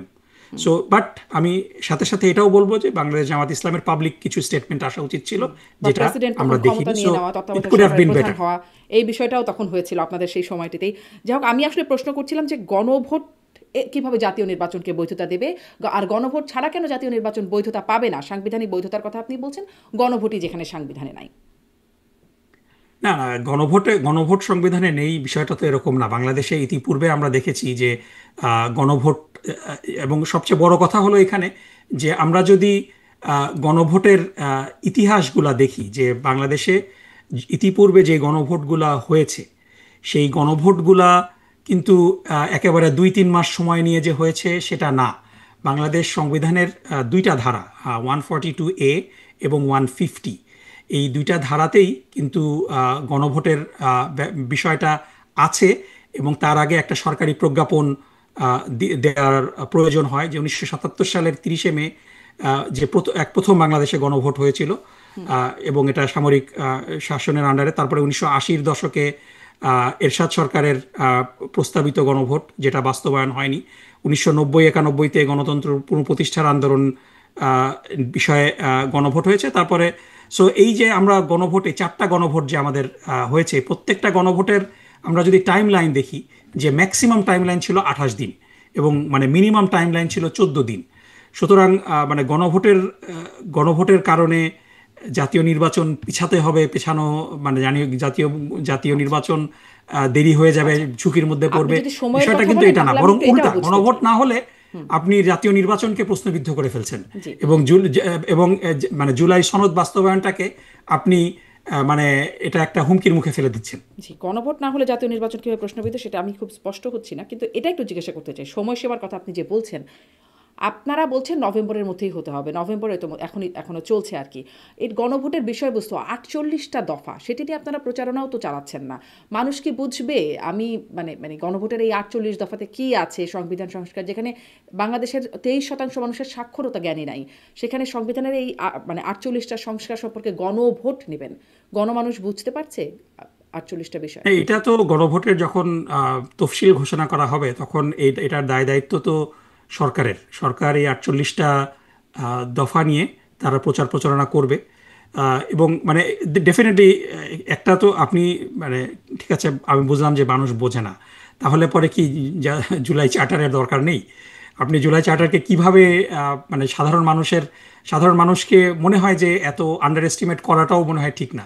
Definitely দফাগুলা অনেক, কিন্তু বাংলাদেশের মানুষ যথেষ্ট সচেতন, এবং ডেফিনেটলি যদি বাংলাদেশের মানুষ না আপনি বুঝে ভোট বিশ্বাস দিবে না করেন, মানে কিংবা আপনি না ভোট দেবে। আপনি ধরেন আপনি বাংলাদেশের সাধারণ মানুষ, রিক্সাওয়ালা, যারা বেবি ট্যাক্সি চালাচ্ছে, যারা মুদি দোকানে বসছে, এমনকি যারা আমাদের গণমাধ্যম কর্মীরা আছেন, আমরাও 48টা দফা সম্পর্কে জানি না। আমি আমার বিশ্লেষকরা যারা কথা বলেন এর উপরে, তাদেরকেও জিজ্ঞাসা করি, আপনারা 48টা দফা পড়েছেন, জানেন? তারাও আসলে অ্যাপারেন্টলি একটা ধারণা রাখছেন, তারা জানেন না 48 দফায় কি আছে। সেখানে আপনি কিভাবে আশা করছেন যে বাংলাদেশের এই গণমানুষ 48টা দফা বুঝে গেছে? সো তাহলে আমি আপনাকে পাল্টা প্রশ্ন করি, সো 48 দফা খুব কমপ্লিকেটেড, মানুষ বোঝে না, মানে তার অর্থ এটা কি এটাই দাঁড়ায় যে আমার তাহলে জুলাই চার্টারের গুরুত্ব নেই, না, এটাকে তা বাস্তবায়ন না। আমরা করব না? সেটি আসলে গণভোটের যোগ্য কিনা সেটা আমি জিজ্ঞাসা করছি। গণমানুষ না, যদি না গণভোট বোঝে তো তাহলে হতে, গণভোট কিভাবে হবে? না মানে আপনি মানুষের মতামত নেয়ার তো উপায় হলো কয়েকটা, যে আপনি যদি নির্বাচনের দিনও গণভোটে দেন, সেই প্রশ্নটা তো রয়ে যায় যে তাহলে তখন এখন বুঝবে না মানুষ, জি, আপনি নির্বাচনের দিন সময় গণভোট নিয়ে দিলেন। প্রশ্ন না, গণভোট নিয়েই প্রশ্ন আসলে, আমি প্রশ্নটা গণভোট নিয়েই করছি। না, আর বিষয়টা হলো যে গণভোটে তো মানে ডেফিনেটলি যে আমেরিকাতে আপনি আছেন, যে প্রত্যেকটা নির্বাচনেই কিন্তু দেয়ার আর মেনি কোয়েশ্চেন্স। এখন খুব ভালো হতো যে 48টা কোয়েশ্চেনের উপরেই যদি সেপারেটলি হ্যাঁ না দেওয়া যেত, তাহলে পরে it would have been better. কিন্তু আপনি যেটা বললেন যে it will become too complicated, এজন্য it has to come as a package. এবং সেই প্যাকেজটা 48টা দফার মধ্যে সবগুলো দফা কিন্তু মানে ওই রকমভাবে মিনিংফুল না। আপনার গুরুত্বপূর্ণ দফাগুলো হলো যে কেয়ারটেকার সরকার ব্যবস্থার পুনর্বহাল, তারপরে আপার হাউস গঠন করা এবং আপার হাউসে পিআর পদ্ধতিতে রিপ্রেজেন্টেশন ঠিক করা, তারপরে প্রধানমন্ত্রীর মেয়াদ কতটুকু হবে। সো 48টা দফার মধ্যে ডেফিনেটলি প্রত্যেকটা দফাই গুরুত্বপূর্ণ, কিন্তু আপনি যদি মানে হাইলাইট করে দেন, দেয়ার আর অনলি 4 or 5 মানে পয়েন্ট যেগুলা খুবই গুরুত্বপূর্ণ এবং যেগুলা তো সেই 4 or 5 পয়েন্টস মানুষ বোঝে এখন বাংলাদেশের বাস্তবতায়? আপনি ডেফিনেটলি বাংলাদেশের মানুষ তো এটা নিয়ে কথা বলছে, দ্বিকক্ষ বিশিষ্ট সংসদের কথা মানুষ বলছে। ডেফিনেটলি 2 টার্মের বেশি প্রধানমন্ত্রী থাকা যাবে না, এটা নিয়ে তো সাধারণ মানুষ, মানে এটা তো সাধারণ মানুষের না বোঝার কথা না। বাট দ্য থিং ইজ, যখন স্কেডিউল ঘোষণা করা হবে তখন সরকারের পক্ষ থেকে প্রচারণা আরো চালানো হবে। সো মানুষ যদি না বুঝে, ডক্টর নকিবুর রহমান, দে এক উইল করোনার ভোট সময় নো। এক লকডাউন, আমি সেদিন এই প্রসঙ্গটা বলছিলাম, এক লকডাউন, শুধুমাত্র লকডাউন, এই বিষয়টা বোঝানোর জন্য মানুষ আর্মি নামাতে হয়েছে বাংলাদেশে। মানুষকে অটোমেটিক পিটিয়ে বোঝাতে হয়েছে যে এটা লকডাউন, এটা এই ব্যাপারটা হচ্ছে এরকম। আর এখানে তখন তো সংবিধান ফ্যাসিস্ট সরকার সম্পর্কিত ক্ষমতায় ছিল, সংবিধান, ফ্যাসিস্ট সরকার তো পিটানো ছাড়া কিছু জি, বোঝে না, অন্য দেশে তো সংবিধান লকডাউন মানে ওটা বোঝানোর মানুষের জন্য। জীবনের স্বার্থেই ছিল অন্ততপক্ষে। ওই জায়গাটা সবাই তখন সমর্থনও দিয়েছিল, রাজনৈতিক নেতা, ওই একটা জায়গায় অন্ততপক্ষে, যেটি আসলে জীবন রক্ষার স্বার্থেই দরকার। কিন্তু না দেখেন, মানুষকে কিন্তু আপনি বোঝানোর এটা দায়িত্ব বলেন, জি সরকারের, জি জনগণকে বোঝানোর দায়িত্ব সরকারের এবং রাজনৈতিক দলগুলার, এবং মানে at the end of the day মানুষের প্রতি তো জনগণের প্রতি আস্থা রাখতে হবে। যারা বুঝে, যদি মানুষ না বুঝে হয়তো তারা ভোটদান থেকে বিরত থাকবে, কিন্তু যারা বোঝে তারা ভোট দেবে। এবং অধিকাংশ মানুষ যদি জুলাই চার্টার পছন্দ না করে, তখন জনগণের মতামতকে সবাই শ্রদ্ধা করে মেনে নিবে যে ঠিক আছে, এই জুলাই চার্টার মানুষ পছন্দ করছে না, কিন্তু এই জুলাই চার্টার পাশ হয়ে যাবে, এই জুলাই চার্টারের কিছু জিনিস আমি পছন্দ করছি না, এই ভয়ে এটাকে গণভোটে দেওয়া যাবে না, এটা তো গণবিরোধী রাজনীতি হয়ে গেল না? মানে গণমানুষ বুঝতেই যদি না পারে, তাহলে সেটিকে দেওয়া আমরা কেন মনে করছি যে জনগণ বুঝতে পারবে না? জনগণকে এতটা আন্ডার এস্টিমেটও তো করাটা এতটা জনগণের আন্ডারএস্টিমেট প্রতি না। আমি শ্রদ্ধা রাখা জানি না। 48টা, আমি অনেক মানুষের সাথে কথা বলেছি, প্রতিদিন আমার বিশিষ্ট ব্যক্তিদের সাথে কথা হয়, তাদেরকে জিজ্ঞাসা করেছি। আসলে আমি দেখিনি আসলে কেউ এই 48টা দফা পড়ে সবাই বুঝতে পারছেন, সাধারণ মানুষ তো এটা দূরের এটা কথা। খুবই খুবই খুবই দুঃখজনক, কারণ 48টা দফা যেদিন জুলাই চার্টার সই হলো, এখন 48টা দফা আমাকে মুখস্থ বলতে বললে আমি মুখস্থ বলতে পারবো না, কিন্তু আমি প্রিটি শিওর যে আমি অ্যাটলিস্ট 25-26টা দফা যেগুলো গুরুত্বপূর্ণ সেগুলো আমি বলতে পারবো। সো একজন মানে দায়িত্বশীল ব্যক্তি যদি দাবি করে যে আমি 48টা দফা কি কি সই হলো আপনার ধরেন আমি আপনার জানি না, গ্রামের বুঝি বাড়িতে না, বা আপনার এটা দেশে তো যে বাড়িতে অদায়িত্বশীল হয়ে যে গেল না? মানুষটি গৃহপরিচারিকা বা আপনার সহায়ক হিসেবে কাজ করেন, তিনি জানেন 48টা দফা কি আছে? আমি প্রিটি শিওর বা যে তিনি গাড়ির যদি চালক রাজনীতি জানেন? সচেতন হন, তিনি 48 দফার 48টা দফাই যদি না যদিও না জানেন, কিন্তু মেজর যে জায়গাগুলো, যে কেয়ারটেকার সরকারের পুনর্বহাল, টার্ম লিমিট, আপার হাউস, তারপরে জুডিশিয়ারি পৃথকীকরণ, এই এই এই জিনিসগুলা সচেতন মানুষ হিসাবে জানাটা গুরুত্বপূর্ণ, এবং জানার দায়িত্ব কিন্তু প্রত্যেকের। কেউ যদি না জানে তাহলে পরে আপনি কিন্তু তাকে জোর করে জানাইতে পারবেন না। সুতরাং এই দায়িত্ব সরকারের পক্ষ থেকে, they need to do a better job disseminating information. কিন্তু এই ইনফরমেশন ডিসিমিনেট হওয়ার পরও যদি কেউ বলে যে আমি জানি না, এটা আনফর্চুনেট। মানে স্পেশালি দায়িত্বশীল ব্যক্তিদের পক্ষ থেকে যদি এই কথাগুলো বলা হয়, এটা মানে মানে এখন দেখেন, মানে আপনাকে বলাটা আমার দায়িত্ব, কিন্তু আপনাকে আমি বলার পরও যদি আপনি জিনিসটা সেই ওই মানে সেই গল্পের মতো যে যদি কেউ না বুঝে কোনো কিছু, কেউ যদি মানে জেগে ঘুমাতে চায়, তাকে তো আপনি কিভাবে ঘুম পাড়াবেন, মানে তাই না? ধরেন সো আপনি আগের বিষয়গুলো গণভোটগুলোর অনেকটা কথা ওরকম। বলছিলেন, আপনি আগের যে গণভোটগুলোর কথা বলছিলেন, ধরেন জিয়াউর রহমানের নীতি, তার কর্মসূচি, সেগুলোকে আপনারা সমর্থন করেন কিনা? তখন কিন্তু মানুষ জিয়াউর রহমানকে দেখে ভোট দিয়েছে, হ্যাঁ বা না যে ভোট দিয়েছে জিয়াউর রহমানকে। এরশাদকে কর্মসূচি সমর্থন করেন কিনা? এরশাদকে দেখে। তার কর্মসূচি বা তার দফাগুলো কি সেগুলো হয়তো মানুষ দেখে নাই। মানুষ ধরেন নির্বাচনে যখন ইশতেহার দেয়, সেই ইশতেহারও মানুষ কিন্তু আসলে জানে না ইশতেহারে কি আছে, ওই মানুষটাকে দেখে ভোট দেয় বা লিডারকে দেখে ভোট দেয়। এখানে তো কোনো লিডার নাই। মানে বাংলাদেশের বাস্তবতাটা তো এভাবে করে আমরা এতদিন দেখে এসেছি। এখানে তো লিডারটা হলো এই জুলাই আন্দোলন যে শহীদরা করেছে এবং গাজীরা করেছে, তাদের তাদের প্রতি শ্রদ্ধা।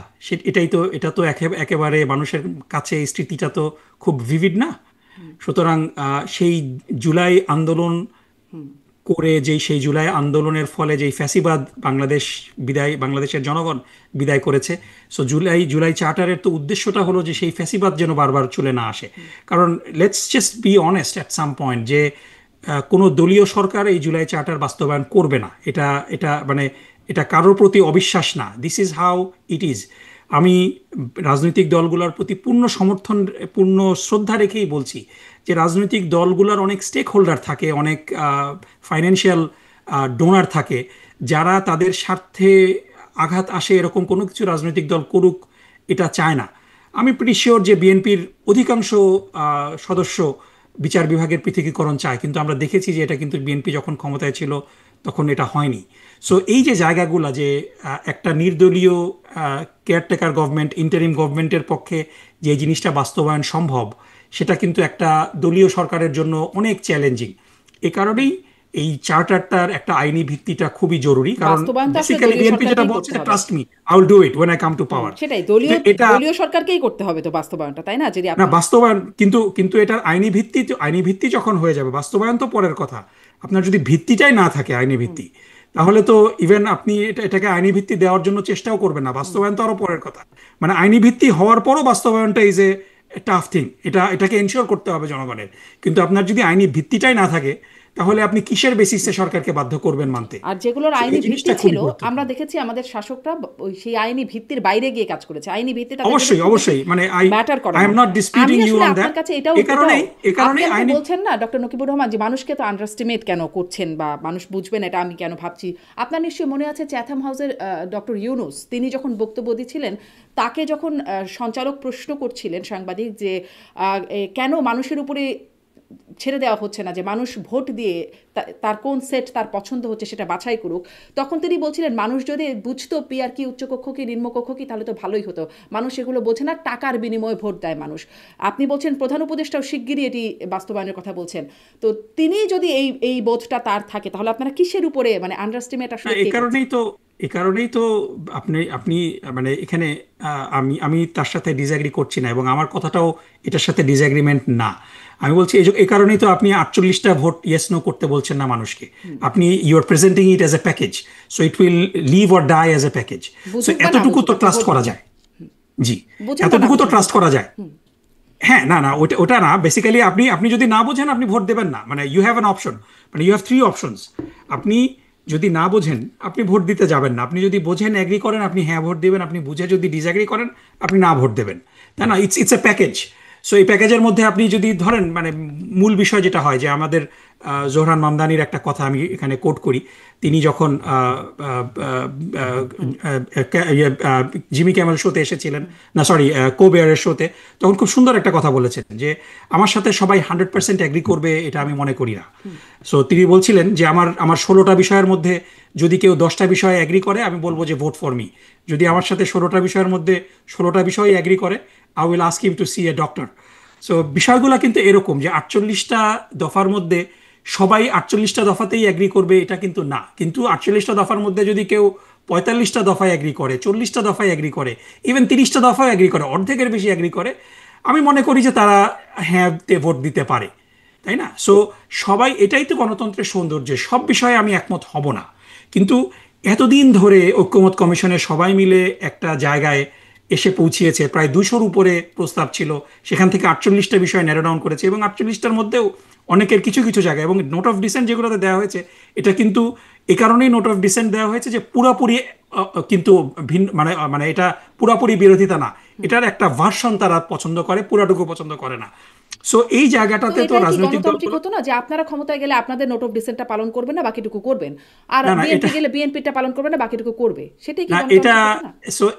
সো এই যে এই জায়গাটাই তো সমস্যাটা, যে কারণ আমরা ইতিপূর্বে দেখেছি যে রাজনৈতিক দলগুলো যখন ক্ষমতায় যায় তাদের কিন্তু আহ, আমরা যদি পপুলার ভোট দেখি, কিন্তু 50%-এর উপরে জনপ্রিয়তা নিয়ে কিন্তু আজ পর্যন্ত বাংলাদেশে কেউ মানে যদি মানে সত্যিকার, আমরা যদি রাতের ভোট আর মানে আমি ডামি এবং বাদ দিই। তারপরে সেই একতরফা 2014 সালের ভোটগুলা বাদ দিই, মানে আপনার মানে যারা রাষ্ট্র পরিচালনা করে, ইভেন বিএনপি যখন 2/3 মেজরিটি নিয়ে বিএনপি জামাত জোট সরকার 2001 সালে ক্ষমতায় এসেছিল, সেটাও কিন্তু they didn't get 50% or more vote. সুতরাং রাজনৈতিক দলগুলোর উপরে ছেড়ে দিলে পরে রাজনৈতিক দলগুলা এই জুলাই চার্টারকে টোটালি ইগনোর করবে, এই এই রিস্কটা আছে বলেই তো তাহলে আপনারা গণভোটের। মনে করছেন যে ধরেন বিএনপি যদি ক্ষমতায় যায়, যেটি আসলে অনেকগুলো ধারণায় বা সূচকে বলা হচ্ছে তারা হয়তো ক্ষমতায় যাবে, যদি যায় তারা যেগুলোতে ডিসেন্ট দিয়েছে জুলাই চার্টারের আইনি ভিত্তি হলে সেগুলোও তারা পালন করবেন, এটা নিশ্চয়তা না, হয়ে গেল। কারণ কারণ জুলাই চার্টারের মধ্যে যদি এটা ইনক্লুডেড হয়, ফর এক্সাম্পল, মানে একটা একটা জিনিস এইখানে 48টার মধ্যে না যাই, বোথ হাউসের মানে আপনার আপার আপার ক্যামেলের যে পিআর পদ্ধতির কথা বলা হচ্ছে, এটাতে তো বিএনপি অ্যাগ্রি করে না, উইচ ইজ ফাইন, সবাই সব কিছু বিষয়ে অ্যাগ্রি করতে হবে না। কিন্তু জুলাই চার্টার যদি গণভোটে পাশ হয় তখন বিএনপি এটা মানতে আইনগতভাবে বাধ্য। কিন্তু যদি আমরা বিএনপির উপরে ছেড়ে দেই, বেসিক্যালি আপার ক্যামেলটা হয়তো হবেই না, কিংবা আপার ক্যামেল করলে পরে ইট will B A rubber stamp, যদি এটা যদি মানে নির্বাচিত সদস্যদের সংখ্যানুপাতিক ভিত্তিতে হয়, তাহলে পরে ইট will B just an extension for, it will B A club house for some social elites, এটা দিয়ে কোনো কাজ হবে না। জি। সুতরাং এই বিষয়গুলা আপনি ডিসএগ্রি করতে পারেন, দ্যাটস ওকে, কিন্তু জনগণের ইচ্ছার প্রতিফলন তো আপনাকে করতে হবে। জি, সেটাই আসলে বড় প্রশ্ন, জনগণ না বুঝলে ইচ্ছার প্রতিফলনটা কী হবে? যাই হোক, এখানে অনেক গুবলেট পাকানো বিষয় আছে। আমি একটু এটা মানে জানতে চাই যে মিয়া গোলাম পরোয়ার তিনি বলছেন যে আহ, এই যে 5 দফা দাবি না মানলে যেই মানে 11 তারিখে কর্মসূচির কথা বলছেন, আমার আসলে এটিও প্রশ্ন যে গণভোটের দাবি সহ এই দাবিগুলো, মানে আপনি বলছেন গণতন্ত্রের কথা, আপনাদের দাবি এটি মানতেই হবে, না মানলে আপনারা আঙ্গুল বাঁকা করবেন বা রাজপথে নামবেন। যদি এখন বিএনপি বলে আমরাও এখন রাজপথে নামবো, তাহলে ঢাকার চিত্র আপনারা একভাবে বদলাবেন, বিএনপি একভাবে বদলাবে, মানে ঢাকার মানুষের কি হবে চিত্র যদি এইভাবে বদলাতে থাকেন? না, ডেফিনেটলি বিএনপি এখন বিষয়টা হলো যে বিএনপিকে তো কেউ নিষেধ করছে না আন্দোলন না করতে। সুতরাং আপনার আন্দোলন করা এটা তো গণতান্ত্রিক অধিকার। আমি আবার প্রথমেই যেটা বলেছিলাম যে আমাদের 5 দফা দাবির মধ্যে ফর এক্সাম্পল নিম্নকক্ষে পিআরের দাবি এই 2 ফেব্রুয়ারির নির্বাচনে বাস্তবায়ন সম্ভব না, আমরা জানি। বাট আপনি একটা যদি বিষয়ের ব্যাপারে আপনি কমপ্লিটলি কনভিন্সড থাকেন এবং আপনি মনে করেন যে বাংলাদেশের জন্য এটা ভালো, হ্যাঁ, এটা এই দাবিটা দৃশ্যমান বাস্তবায়নের প্যাথওয়ে এখন নাই, দ্যাট ডাজন্ট মিন যে you will be giving up on your passion. So আপনি তো দাবি করতেই পারেন সেই দাবি, এবং আপনি সেই দাবি আপনার কথা আপনি বলতে পারেন। কিন্তু কয়েকটা বিষয় এখানে খুব গুরুত্বপূর্ণ মানে এবং টাইম কথা বলতে সেন্সিটিভ। বলতে সেটা যদি হলো রাজপথে চলে আসে, মানে ঢাকার চিত্র বদলে দেবেন আপনারা, না, বিএনপিও কিন্তু আন্দোলনের বিষয় বলে ঢাকার চিত্র রেখেছে। 5 দফার সবগুলোর জন্যই বলা হচ্ছে সেটা না, মূলত এই এই আন্দোলনকে ইন্টেন্সিফাই করাটা হচ্ছে গণভোটের দাবির জন্য। সো এখন যদি বিএনপি তার দাবি নিয়ে মাঠে আসে, ফাইন, বিএনপিকেও বলতে হবে তাহলে যে গণভোট আগে হলে কি অসুবিধা। সো বিষয়টা এটাই তো গণতন্ত্রের সৌন্দর্য। এখন মানে মুশকিল হয়েছে কি যে আমরা আহ, এর আগে যেই আন্দোলনগুলা দেখে এসেছি, যে আন্দোলন মানে ভাঙচুর, টায়ার জ্বালানো, জনগণের মানে জনগণের অসুবিধা। সো আমরা কিন্তু জুলাই কিন্তু আমাদেরকে সেই জায়গা থেকে একটা অন্যরকম জায়গায় নিয়ে গিয়েছে। সো আপনি আন্দোলন করতে পারেন, ডেফিনেটলি কিছু যানজট সৃষ্টি হয় আন্দোলনের কারণে, সাময়িক অসুবিধা হয়, কিন্তু আমরা কিন্তু মানে ওই লেভেলের ভাঙচুর কিংবা মানে সংঘর্ষ এগুলা কিন্তু আমরা দেখছি না। সো ডেফিনেটলি একটা গণতান্ত্রিক রাজনৈতিক দলের অধিকার আছে যে সে যে দাবিগুলো চায় সেই দাবিগুলো নিয়ে ইন্টেন্সিফাইড আন্দোলন করা, এবং সেটাই জামাত করছে। এবং এর এর ফলে যেটা হচ্ছে, ইট স্টার্টস দ্য কনভারসেশন। সবাই আপনাদের কাছে মিলে জুলাই একটা সনদটা খুব, জায়গায় গিয়ে বসবে, আলোচনার মাধ্যমেই সুরাহা হতে হবে সবকিছু। কিন্তু আলোচনার মাধ্যমে তো হলো না, আপনারা রাজপথে নামার কথা আলোচনা বলছেন, হয়নি নেমেছেন, কিন্তু হবে। নেমেছেন আবার আরো নামবেন, হুঁশিয়ারিও দিচ্ছেন 11 তারিখে রাজপথে। That is fine. আপনি মানে এখানে মানে যেহেতু আমাদের এবং আমি আমি আপনাকে মানে মানে আমি আপনার প্রতি শ্রদ্ধা রেখেই বলছি যে আমাদের যে ভয়টা, এটার কারণ হলো আমাদের প্রিভিয়াস কালচার। সেইখান থেকে একটা কালচারাল শিফটও আমাদের কিন্তু দরকার, যে আমরা নিয়মতান্ত্রিক আন্দোলন করব, ইন্টেন্সিফাইড আন্দোলন করব, আমাদের দাবির প্রতি প্যাশনেট থাকব, কিন্তু আমরা কখনো এটাকে ভাঙচুর তারপরে একটা রাজনৈতিক সংঘর্ষের মধ্যে নিয়ে যাব কিন্তু না। তারপরে সো ওই এই যে ভয়টা জায়গাটাতে ওখানেই করে, মানে আমরা তো ঘরপোড়া গুরু, যখন আপনারা বলেন আঙ্গুল না না বাঁকা করবেন, যখন definitely- আপনারা বলবেন আমি চিত্র বদলে দেবেন, তখন তো আমাদের ভয় লাগবেই যে কি করবেন, যে না না ঢাকার চিত্র। ডেফিনেটলি আমি আমি আমি এই ভয় I I I I I I share the same fear আপনি যেটা বলছেন। কিন্তু আমি আপনাকে আশ্বস্ত করতে চাই যে আমরা সেই 2024-এর আগের বাংলাদেশে আমরা ফিরে যেতে চাচ্ছি না। এটার একটা নতুন বাংলাদেশ। এখানে এই বাংলাদেশ আমাকে এতটুকু নিশ্চয়তা দিয়েছে যে আমি যেই ব্যাপারে প্যাশনেট, সেই সেই ব্যাপারটা আমি পার্সু করতে পারবো নির্ভয়ে, আমি বলতে পারবো নির্ভয়ে, আমি আমার দাবি জানাতে পারবো। তারপরে সেই দাবি যদি জনগণ রিজেক্ট করে, সেই দাবি যদি জনগণ না মেনে নেয়, I still respect that. So এই এই অধিকারটা তো আমার আছে। জি, কিন্তু ধরেন এই যে আপনারা গণভোটের জন্য দাবি করছেন, আমি দেখছিলাম যে একজন ওসি, মাদারীপুরের একজন পুবাইল থানার ওসি, তিনি তার নাম শেখ আমিরুল সম্ভবত, তিনি একটা জামাতের আমিরের বক্তব্যের একটা ফটোকার্ডের নিচে একটা কমেন্ট করেছিলেন যে আগে গণভোট দরকার, যে স্বাধীনতা বিরোধীদের দেশে রাজনীতি করার অধিকার আছে কিনা। তাকে কিন্তু সেখান থেকে প্রত্যাহার করা হয়েছে জামাতের মানে আপত্তির মুখে, স্থানীয় জামাতের আপত্তির মুখে তারা অভিযোগ করেছে এবং তাকে প্রত্যাহার করে নেওয়া হয়েছে। মানে সবাই তার কথা বলতে পারবে, সেই কথাটা বলেছে, সে মেনশনও করে নাই কে সবাই আসলে। আপনি যখন সরকারি কর্মচারী, তখন মানে you don't have that freedom of expression.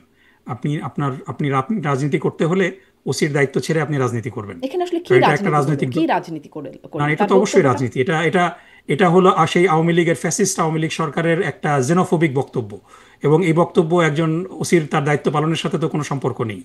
তিনি যদি রাজনীতি করতে চান, তিনি পদত্যাগ করে এই কথা বলবেন, কোনো অসুবিধা নাই। কিন্তু তিনি যখন জনগণের জানমালের হেফাজত করবেন, this statement is a xenophobic statement. কেন এবং কেন এই কেন স্টেটমেন্টের কেন না, জেনোফোবিক? আমি বলছি এই স্টেটমেন্টের, এরকম স্টেটমেন্ট করার মাধ্যমেই বিগত 15 বছর ফ্যাসিস্ট আওয়ামী লীগ সরকার বাংলাদেশে জামাত এবং শিবিরকে হত্যাযোগ্য করে তুলেছিল, এবং জামাত এবং শিবিরকে হত্যা করা বৈধ ছিল, মানে এটা ক্যাম্পাসে ক্যাম্পাসে নির্যাতন করা বৈধ ছিল এই ধরনের রেটরিকের মাধ্যমে। সুতরাং একজন সরকারি কর্মচারী তো এই ধরনের জেনোফোবিক রেটরিক করতে পারেন না। তিনি যদি সাধারণ মানুষ হয়ে থাকেন, তিনি সাধারণ জনগণ হয়ে থাকেন, সিভিলিয়ান হয়ে থাকেন, অফকোর্স তিনি এরকম, এটা কেন আরও ন্যাস্টি বক্তব্য তিনি দিতে পারেন, এটার প্রতিবাদও আমরা করতে পারি, কিন্তু তিনি চাকরি হারাবেন না। তিনি যে একটা বক্তব্য দিবেন, আমি তার পাল্টা একটা বক্তব্য দিব, কিন্তু আপনি সরকারি জায়গায় থেকে এই ধরনের জেনোফোবিক রেটরিক আপনি মানে প্রমোট করতে পারেন না, কারণ এটা আপনার নিরপেক্ষতাকে ক্ষুণ্ণ করে। কারণ আপনার বেতন দিচ্ছি আমার ট্যাক্সের পয়সায়, আপনার নিরপেক্ষতাটা খুব জরুরি। এটা পৃথিবীর সব জায়গায় there are rules of engagement for government মানে অফিসিয়াল এখানে সিভিল এখানে কেন সার্ভিস। নিরপেক্ষতা নাই বলে মনে হচ্ছে তার বক্তব্য? না, এখানে একটা একটা রাজনৈতিক দলকে আওয়ামী লীগের শেখানো একটা, যেটা বারবার বলছি, যে আওয়ামী লীগের শেখানো একটা ফ্যাসিস্ট জেনোফোবিক বক্তব্য এখানে দেয়া হয়েছে।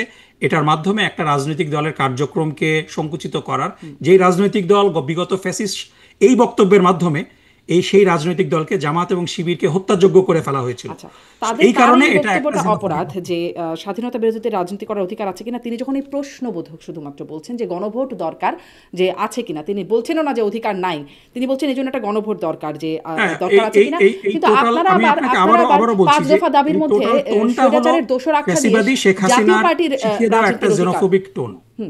জি, যে ওই যে বলছিলাম 5 দফার দাবির মানে শেষ দফায় বলছেন জাতীয় পার্টি সহ 14 দলের রাজনীতি করার অধিকার থাকবে না, তাদের কার্যকলাপ নিষিদ্ধ করতে হবে। মানে আপনারা এটা বলতে পারবেন যে তাদের কার্যকলাপ নিষিদ্ধ হয়ে যাক? আমরা তো সরকারি বেতনভুক্ত কর্মচারী না। আমরা যদি সরকারি বেতনভুক্ত কর্মচারী হতাম তাহলে মানে পরে এই এটা বলতে দাবিটা পারতাম। বৈধ হবে, এই দাবিটা বৈধ হবে। অবশ্যই অবশ্যই, আমি তো দাবি করতেই পারি, আপনিও করতে পারেন, কিন্তু আপনি সরকারি মানে সেই দাবিটা যৌক্তিক সুযোগ হবে, সুবিধা নিয়ে আপনি করতে পারবেন না। সেই দাবিটা মানে দের ইজ এ যৌক্তিক। Difference. I think you see the difference. আমি একজন সিভিলিয়ান হিসাবে আমাকে তো সরকার বেতন দেয় না, কিংবা কিন্তু আমি সে তো মানুষের সরকারের বিরুদ্ধে জানমালের বলছে হেফাজত। না, তাই না? সে তো সরকারের, তিনি তো না আসলে না না, সরকারের বিরুদ্ধে আমি বলছেন না। আমি আমি তো আমি তো আমি আওয়ামী লীগের রাজনীতি নিষিদ্ধের দাবি করতে পারি, আমি জাতীয় পার্টির রাজনীতি নিষিদ্ধের দাবি করতে পারি, কিন্তু একটা ওসি তো করতে পারেন না। তার তো সেই রাইট নাই, না, তিনি এবং এটা দাবিও করলে করছেন না, তার তিনি চাকরি তো বলছেন চলে গণভোট যাবেই। দরকার। জি, তিনি বলছেন গণভোট দরকার। না, এটা এটা তিনি বলতে পারতেন, তিনি যদি সাধারণ মানুষ হতেন, তিনি যদি সিভিলিয়ান হতেন। কিন্তু সরকারি, তার রাজনীতি করার শখ থাকলে তিনি সরকারি চাকরি ছেড়ে দিন। তার তো মানে there is a difference, you can not. আচ্ছা, এখানেই তো নিরপেক্ষতার কোশ্চেন। এরকম কথা তাহলে বলা যাবে না, বুঝলাম। আর আপনারা এখন এটা একটু বলবেন যে জাতীয় পার্টি সহ 14 দলের, আওয়ামী লীগ তো নিষিদ্ধ হয়েছে তাদের কার্যকলাপ, জাতীয় পার্টি সহ 14 দলের রাজনৈতিক কার্যকলাপ না, আপনারা এখানে নিষিদ্ধ চাচ্ছেন। যেটা খুব ইম্পর্টেন্ট বিষয় আমাদের মনে রাখতে হবে, যে বাংলাদেশ জাতীয় মানে আমি সবাইকে এই প্রশ্নটা করি, যে আপনি দেখেন যে জাতীয় পার্টি একটা বাংলাদেশের প্রেক্ষাপটে দীর্ঘদিন ধরে একটা বড় রাজনৈতিক দল। ইভেন জামাত ইসলামীর থেকেও জাতীয় পার্টির কোট আনকোট জনপ্রিয়তা অনেক বেশি, সিট বেশি পায়, দীর্ঘদিন ধরে অ্যাটলিস্ট 30-40টা সিট তারা সবসময় পেয়ে থাকে। কিন্তু আমি আপনাকে, শারমিন আপা, আপনাকে প্রশ্ন করি যে আপনি তো অনেক মানুষের সাথে আপনার পরিচয় দীর্ঘদিন ধরে, আহ, আপনি কি আপনার জীবনে কোনো জাতীয় পার্টির কর্মী দেখেছেন? মানে আমি আপনাকে খুব সিম্পল প্রশ্ন করলাম। আমি তো দেখেছি, আপনি কারণ আমার সাথে কথা বলতে হয়, আমার না, জাতীয় পার্টির নেতা দেখেছেন আপনি? প্ল্যাটফর্মে রাজনৈতিক নেতা কর্মী আপনি আসে, জাতীয় পার্টির নেতার কোনো পিছে কর্মী কর্মী দেখেছেন আসে। কিনা? জি, নেতার পিছে কর্মী আসে, এভাবে নেতা দেখেছি। আসে, কিন্তু কর্মী কর্মী দেখেছেন কিনা, মানে এটা অনেস্ট কোশ্চেন। কারণ আমি আপনাকে এই কারণে করছি যে আমি আসলে সত্যি কথা বলতে আমি এমনি আমার চলার পথে জাতীয় পার্টির কর্মী দেখিনি, কিন্তু সমর্থক দেখেছি। সমর্থক, এগেন, সমর্থক ইজ এ ডিফারেন্ট স্টোরি। আমি সমর্থকও দেখিনি, আমি কর্মী দেখেছি। এবং এটা আমি এই কারণে বলছি যে আমার এখন বয়স হলো 48। আমি 10 বছর বয়স থেকে মানুষের সাথে মিশি। আমার দীর্ঘ 38 বছরের জীবনে বাংলাদেশে আমি চাকরি করেছি, পড়াশোনাও করেছি, পৃথিবীর বিভিন্ন দেশে থেকেছি। আমি আমার জীবনে জাতীয় পার্টির কোনো কর্মী দেখিনি। নেতার পিছে এবং পিছে আমি অনেক আজ কর্মী তো পর্যন্ত, আসেন, কথা বলেন, দেখি তো আমরা।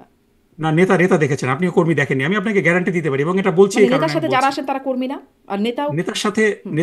নেতার কিছু আমি আমি ওখানে আচ্ছা, যাচ্ছি, কর্মী দেখি না, আমি ওখানে যাচ্ছি। কথাটাই আসে। আমাকে আপনি যদি একটু মেইন সময় দেন। পয়েন্টটা শুনি। হ্যাঁ, আমি এই কথাটা এই জন্য বলছি যে জাতীয় পার্টির আমি আমার জীবনে কোনো কর্মী দেখিনি, সমর্থকও খুব মানে দেখেছি। এটা ইটস এ ডিফারেন্ট স্টোরি। জাতীয় পার্টির আমি নেতা দেখেছি।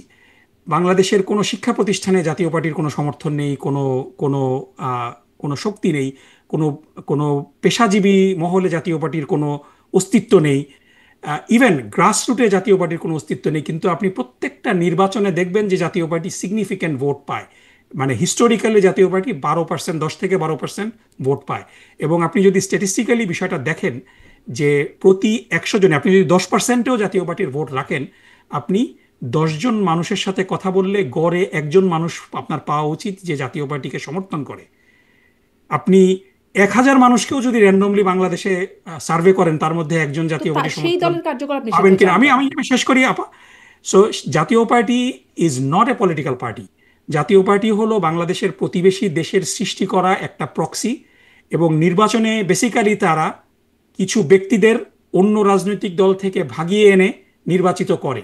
সো এরকম একটা অপশক্তি, এবং আমরা দেখেছি যে জিএম কাদের যখন এই কিছুদিন আগেই ভারত সফর করে আসলেন তখন তিনি বলেছিলেন কিন্তু প্রকাশ্যে যে ভারতের অনুমতি ছাড়া তিনি এটা বলতে পারবেন না। সো দিস ইজ অ্যাবসোলুটলি বাংলাদেশের অপরাজনীতির যদি আমরা কোনো প্রতিবিম্ব দেখতে চাই সেটা হলো জাতীয় পার্টি। জাতীয় পার্টি রাজনীতি যদি করে, সুষ্ঠু রাজনীতি করে, এখানে কারো আপত্তি থাকার কথা না।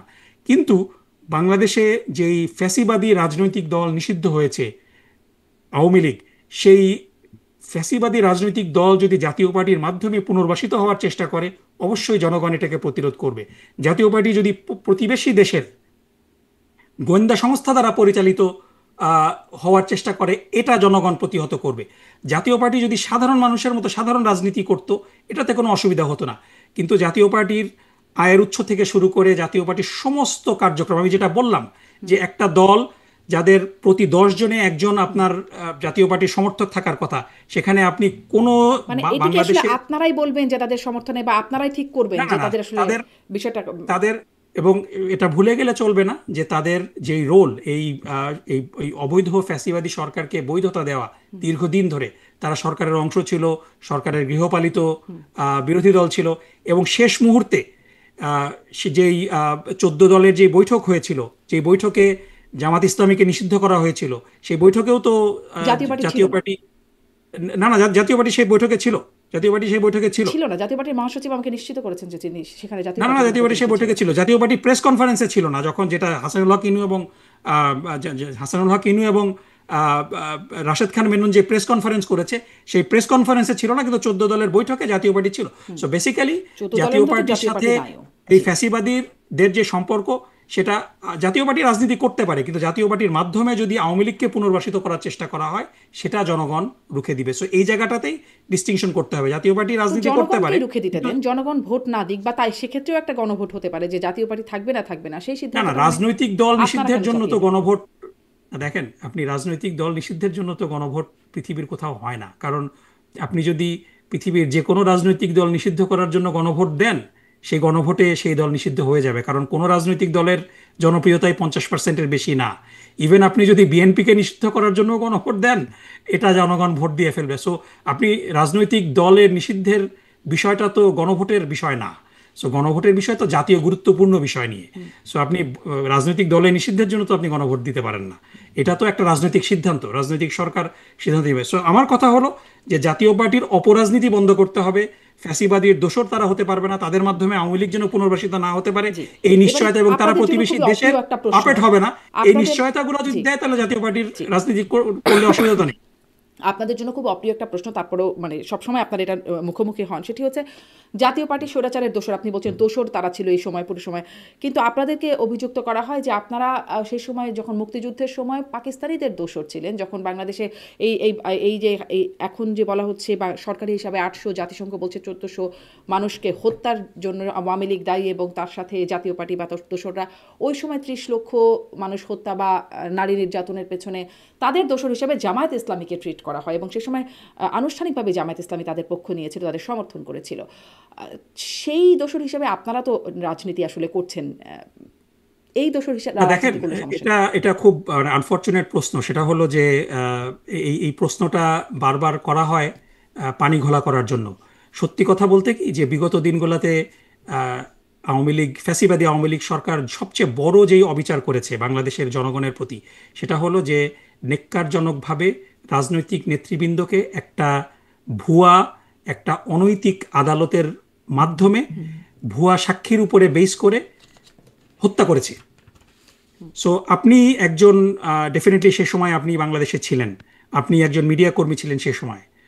বাংলাদেশের অধিকাংশ জনগণ, আপনি নিরপেক্ষভাবে আপনি যদি বলেন আমাকে, এখন আপনি যদি বলেন যে সেই বিচারটা কি কোনো বিচার হয়েছে, বিচার সেই বিচারে বিচার প্রশ্নবিদ্ধ কোনো হয়েছে ক্রেডিবল অভিযোগ আনা গিয়েছে?